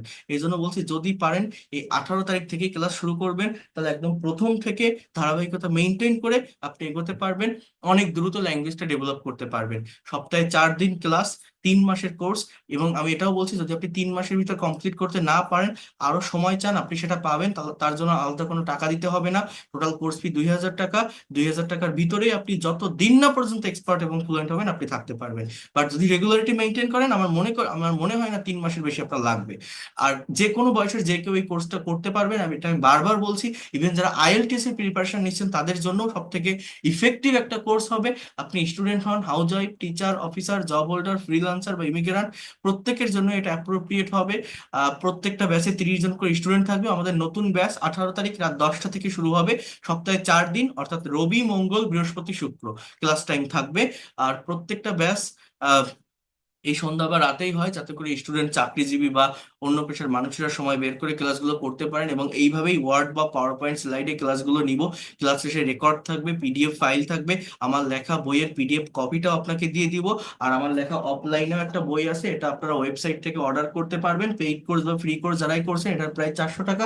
এটা অর্ডার করেও আপনারা নিয়ে পড়তে পারেন। যদি আমার ক্লাস ভালো লাগে বা মনে হয় আমি যেভাবে ক্লাস নেই, যেভাবে পড়াই, যেভাবে শেখাই, ঠিক সেইভাবেই সহজ এবং সাবলীল ভাবে স্পোকেন, গ্রামার এবং রাইটিং এবং রিডিং এবং কনভারসেশন এবং আর কি আছে, ফ্রি হ্যান্ড রাইটিং, রিডিং ও ভোকাবুলারি আছে এই বইটার ভিতরে অনেকগুলো।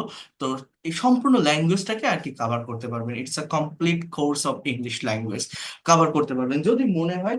রেগুলার ক্লাস করবেন, বইটা কাছে রাখবেন, আপনার ইংরেজি শিখতে গেলে কোথাও কোনো প্রবলেম হবে না। এতটুকু আমি অ্যাসিওর করতে পারি। ইভেন আপনি আরো 5 জায়গায় ক্লাস করে আসেন, দেখে আসেন, আর আমার জাস্ট ফ্রি ক্লাসগুলো করে যাবেন, আপনার মনে হবে যে না, আমি একজনের কাছ থেকে এইভাবে শিখছিলাম, মনে পড়বে আপনার। আমি সেইভাবেই পরিশ্রম করে ডিটেলসে নিয়ে থাকি। আর পেইড কোর্সে আসলে তো কোনো কথা নেই, সেটা তো আমার ব্যাপার। আমি আমার মতো করে আপনাকে শিখিয়ে দিব এবং এক্সপার্ট এবং ফ্লুয়েন্ট করে বের করব, যদি আপনি আমার সঙ্গে কোঅপারেট করে চলতে পারেন, আমার কথা মতো ক্লাসগুলো করতে পারেন এবং টাস্কগুলো কমপ্লিট করতে পারেন। এটা হচ্ছে মেইন কথা। এবং আপনি যতই দুর্বল থাকেন, একদম বেসিক থেকে শুরু করে অ্যাডভান্স লেভেলের প্রত্যেকটা জায়গা আমি আপনাকে নিয়ে যাব। খুব ভালোভাবেই আপনি শুরু করতে পারবেন এবং কোর্সটা কমপ্লিট করতে পারবেন। টোটাল 70টা ক্লাস থাকবে এখানে, হিউজ ক্লাস। প্রথম 10টা ক্লাস থাকবে বেসিক গ্রামারের উপর, যাতে করে আপনার ভিত্তিটা মজবুত হয়। এরপর 30টা ক্লাস থাকবে স্পোকেন ইংলিশের উপর, অর্থাৎ আপনার কথা বলার জন্য যা কিছু লাগে, যে কোনো কিছু বাংলায় ভাবলে যাতে ইনস্ট্যান্টলি ইংলিশে বলতে পারেন, এগুলো আমি করাবো আপনাকে। এরপর 40 থেকে 50 নম্বর ক্লাসগুলো থাকবে রাইটিং এর এবং অ্যাডভান্স লেভেলের গ্রামারের উপর। যারা BCS, bank job, admission test দিতে চান, তাদের জন্য এগুলো অনেক ইফেক্টিভ হবে। তো এই যে প্রথম যে গ্রামার ক্লাসগুলো রাখছি, এটা আপনার ক্রিয়েটিভ পাওয়ারটা বাড়ানোর জন্য। আমি যদি শুধু স্পোকেন করাই, যদি বলি এটা প্লাস এটা প্লাস এটা এরকম হয়, এই যে হাজারো সেন্টেন্স করতে পারবেন, আমি যতটুকু বলবো অতটুকুর ভিতরে আপনার সীমাবদ্ধ থাকতে হবে, নতুন কিছু করতে পারবেন না। বাট বেসিক গ্রামার জানা থাকলে ক্রিয়েটিভ পাওয়ারটা বাড়বে, নিজের মতো করে একটা প্রেজেন্টেশন দিতে পারবেন, স্কুল, কলেজ, ইউনিভার্সিটি, অফিসে একটা ভাইবা ফেস করতে পারবেন। হ্যাঁ। আর আর আর লাস্টের ক্লাসগুলো আপনার ওরাল ডেভেলপমেন্টের জন্য, মুখের ফ্লুয়েন্সি নিয়ে আসার জন্য, কনভারসেশন প্র্যাকটিস, ট্রান্সলেশন এবং প্রেজেন্টেশন ক্লাস। প্রতিদিন এই ক্লাসে বসে এই সার্টেন টপিকের উপর কোশ্চেন থাকবে, অ্যান্সার থাকবে।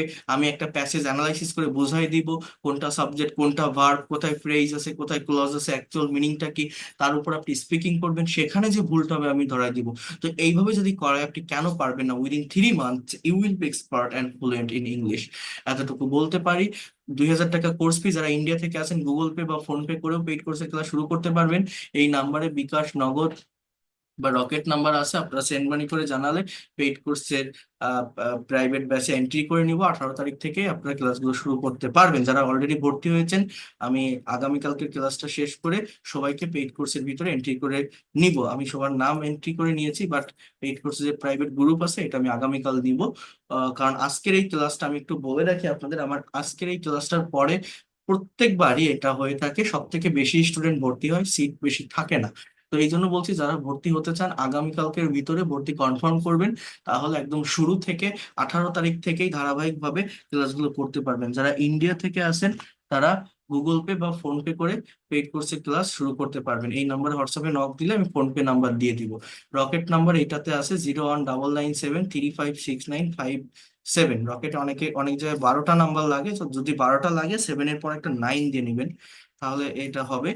আর যেটা আমি বলছি আপনাদের, আবারও বলছি, যদি মনে হয় আমি ইংলিশটা প্রফেশনালি শিখতে চাই, আমার স্ব সেক্টরকে ডেভেলপ করতে চাই, এবং আমি একটা মেন্টরের অধীনে থেকে ধারাবাহিকভাবে এগোতে চাই, বা এই ল্যাঙ্গুয়েজটাকে নিজের অ্যাসেট বা সম্পদ হিসাবে নিতে চাই, নেক্সট জেনারেশনকে শেখাতে চাই, এই লোকটা পড়াতে পারে, বোঝাতে পারে, টেকনিক ভালো, হয়তো শিখতে পারবো, যদি বিশ্বাস থাকে, ভরসা থাকে, আসবেন, ইনশাল্লাহ you will be expert within short time. এতটুকু বলতে পারি, আপনি ব্যর্থ হবেন না, আমি আমার জায়গা থেকে ফুল রেসপন্সিবিলিটি নিব, আপনিও আপনার মতো করে পারবেন। আরেকটা বিষয় হচ্ছে দেখেন, এখানে মেইন যে কথা সেটা হচ্ছে ইংলিশ ল্যাঙ্গুয়েজটা ডিপেন্ড করে চর্চার উপর। এই কোর্সের মেইন বেনিফিট হচ্ছে আমার এখানে আপনি টু ওয়ে কমিউনিকেশন পাচ্ছেন। ফ্রি ক্লাসে কিন্তু সেটা হয় না, আমি ক্লাস নিচ্ছি, আপনাকে মিউট করে রেখে ক্লাস নিচ্ছি, আমি আমার মতো পড়ায় চলে যাচ্ছি, আপনার কোশ্চেন থাকতে পারে, আপনার কাছ থেকে আমি স্পিকিং নিতে পারি, কনভার্সেশন প্র্যাকটিস আপনাকে দিয়ে করাতে পারি, সেটা কিন্তু এখানে করানো যায় না। কিন্তু পেইড কোর্সে এই ফ্যাসিলিটিসটা আপনি পাচ্ছেন, ল্যাঙ্গুয়েজ ক্লাব আছে, স্পিকিং প্র্যাকটিস করতে পারছেন, অর্থাৎ একটা ভাষা আপনি শিখছেন। ভাষা শিখতে গেলে আমি যত শেখাই কাজ হবে না, আপনার মুখ দিয়ে কথা বের করতে হবে, আপনাকে কাজ করতে হবে, যেটা আপনি এখান থেকে পাবেন এবং ধারাবাহিকভাবে পাবেন। আর কোর্স শেষে আপনাদেরকে আমি সার্টিফিকেটও প্রদান করব, প্রত্যেকটা স্টুডেন্টকে আমি একটা আইডি কার্ড দিব, আপনার একটা আইডেন্টিটি থাকবে যে আপনি আমার ব্যাচের স্টুডেন্ট, যেহেতু অনলাইনে ক্লাস করছেন। আপনার নাম্বারটা যদি ইনকেস ডিলিট হয়ে যায় বা ব্যান হয়ে যায়, আপনি এটা দেখালে আবার যে কোনো ব্যাচে আমি অ্যাড করে নিব, একদম প্রফেশনাল ওয়েতে, অফলাইনের একটা কোর্সের থেকেও বেটার কিছু পাবেন। এটাও আমি আপনাদেরকে বলছিলাম যে আমার প্রত্যেকটা স্টুডেন্টকে কিন্তু আমি অন টু অন যে স্পিকিং টেস্ট বা প্রেজেন্টেশন, এটাও নিয়ে থাকি। আপনি বেসিক ক্লাস করার পর কতটুকু ডেভেলপ করতে পারলেন তার উপর ডিপেন্ড করে আমি আপনাকে কিছু স্পিকিং টেস্ট নিব, 10 মিনিট, 15 মিনিট, 20 মিনিটের টেস্ট নিলে আপনার এই জায়গাগুলো আরো ক্লিয়ার হয়ে যাবে যে আপনি এটা পারছেন, এটা ভালোভাবে ডেভেলপ করতে পারছেন। হ্যাঁ, এটা হচ্ছে মেইন বিষয়, এবং এগুলো দরকার। আমি যাদেরকে শেখাই অনেক যত্ন সহকারে আমার মতো করেই শেখানোর চেষ্টা করি, কারণ আমার অত তাড়া নেই, আমি একটা পার্মানেন্ট জবের ভিতরে আছি, আমার অফলাইনেরও কোনো ব্যাচ নেই, আমি এখানে আনন্দের সাথে, প্লেজারের সাথেই আমার প্রত্যেকটা স্টুডেন্টকে শিখিয়ে থাকি। কারণ আমি তো দেখছি, আমি কারো নাম বলবো না, বাংলাদেশে অনেক বড় বড় প্রতিষ্ঠান আছে, বড় বড় কোচিং আছে, তারা শেখায়, কি শেখায়, কিভাবে শেখায়, তাদের যে বিজ্ঞাপন কিভাবে স্টুডেন্ট এ করে, স্টুডেন্টরা শুধু মানে কি বলবো মতিভ্রমের ভিতর দিয়ে থাকে। কিন্তু সেই জায়গাটাকে স্কিপ করে, এবং সেইটা স্কিপ করে অ্যাকচুয়ালি ইংরেজি শেখা সম্ভব কিনা, এর জন্য কিন্তু আমি এতগুলো ফ্রি ক্লাস দেই। আমার পেইড কোর্স না, আপনি জাস্ট ফ্রি কোর্স করে যান, যদি আপনি বেনিফিট না পান আপনি তখন বলবেন, কারণ আমি প্রত্যেকটা ক্লাস ইন ডিটেলসে বুঝিয়ে থাকি। আমি কিন্তু একটা দুইটা ফ্রি ক্লাস নিতে পারতাম, আমি কিন্তু অন্যান্যদের মতো এরকম ফেসবুক পেজে $1 পে করে পোস্ট বুস্ট করতে পারতাম, তাতে আমার রিচ হতো, অনেক মানুষের কাছে সেটা পৌঁছাতো, অনেকে আমার সুন্দর বিজ্ঞাপন দেখে হয়তো ভর্তি হতো। কিন্তু আমি এই যে ডেমো ক্লাস নিচ্ছি, এখানে আপনাকে ক্লাস দেখাচ্ছি, করাচ্ছি, এবং এটাতে একটা দুইটা ক্লাস নিয়ে যাচ্ছি না, এই আজকে আমাদের ফিফথ ক্লাস, এবং যারা রেগুলার ক্লাসগুলো করছেন, কতগুলো ক্লাস আমি নিয়েছি আপনি ইমাজিন করে দেখেন, এর সামনে আরো আছে। তাহলে আমি এতগুলো ক্লাস আমি কেন নিচ্ছি? এই যে যারা বিভিন্ন জায়গা থেকে টাকা দিয়ে কোর্স করেন, বড় বড় প্রতিষ্ঠান থেকে কোর্স করেন, সেখানে কি শেখেন, আর এখানে যদি প্রফেশনালি, যদি প্র্যাকটিক্যালি ল্যাঙ্গুয়েজ শেখা যায়, কত দ্রুত ডেভেলপ করা যায়, এইটা বোঝানোর জন্য আমি এই ক্লাসগুলো নিয়ে থাকি মেইনলি। আর আমার পেইড কোর্সে যারা ভর্তি হওয়ার, তারা এমনিতেই হবে, এমনিতেই তারা হয়, কারণ আমি সেইভাবে আমার সর্বোচ্চ পরিশ্রম দিয়ে প্রত্যেকটা স্টুডেন্টকে পড়িয়ে থাকি। এটা হচ্ছে মেইন বিষয়। তো যারা করতে চান তারা জানাবেন, আসবেন, এই নাম্বারে সেন্ড মানি করে জানাবেন, আমি আপনাদের পেইড কোর্সে প্রাইভেট ব্যাচে এন্ট্রি করে নিব। আগামী 18 তারিখ থেকে, অর্থাৎ মঙ্গলবার থেকে ক্লাস শুরু করতে পারবেন। এই নাম্বারে, এই দুটো আমার পার্সোনাল নাম্বার, কল করবেন, কোথাও কোনো সমস্যা থাকলে, প্রশ্ন থাকলে, ইভেন হোয়াটসঅ্যাপে নক দিবেন, আমি আপনাদের এন্ট্রি করে নিব। ঠিক আছে, এটা হচ্ছে মেইন কথা। So that's all for today. এখন আপনাদের যদি কারো কোনো কোশ্চেন থাকে আপনারা করতে পারেন, আর আজকের এই ক্লাসের রেকর্ড পিডিএফ ফাইল আমি আপনাদেরকে পাঠিয়ে দিব। দীপা ভট্টাচার্য, আপনি ইন্ডিয়া থেকে পেমেন্ট করছেন, আচ্ছা ঠিক আছে। ইন্ডিয়া থেকে অনেকেই ভর্তি হয়েছে।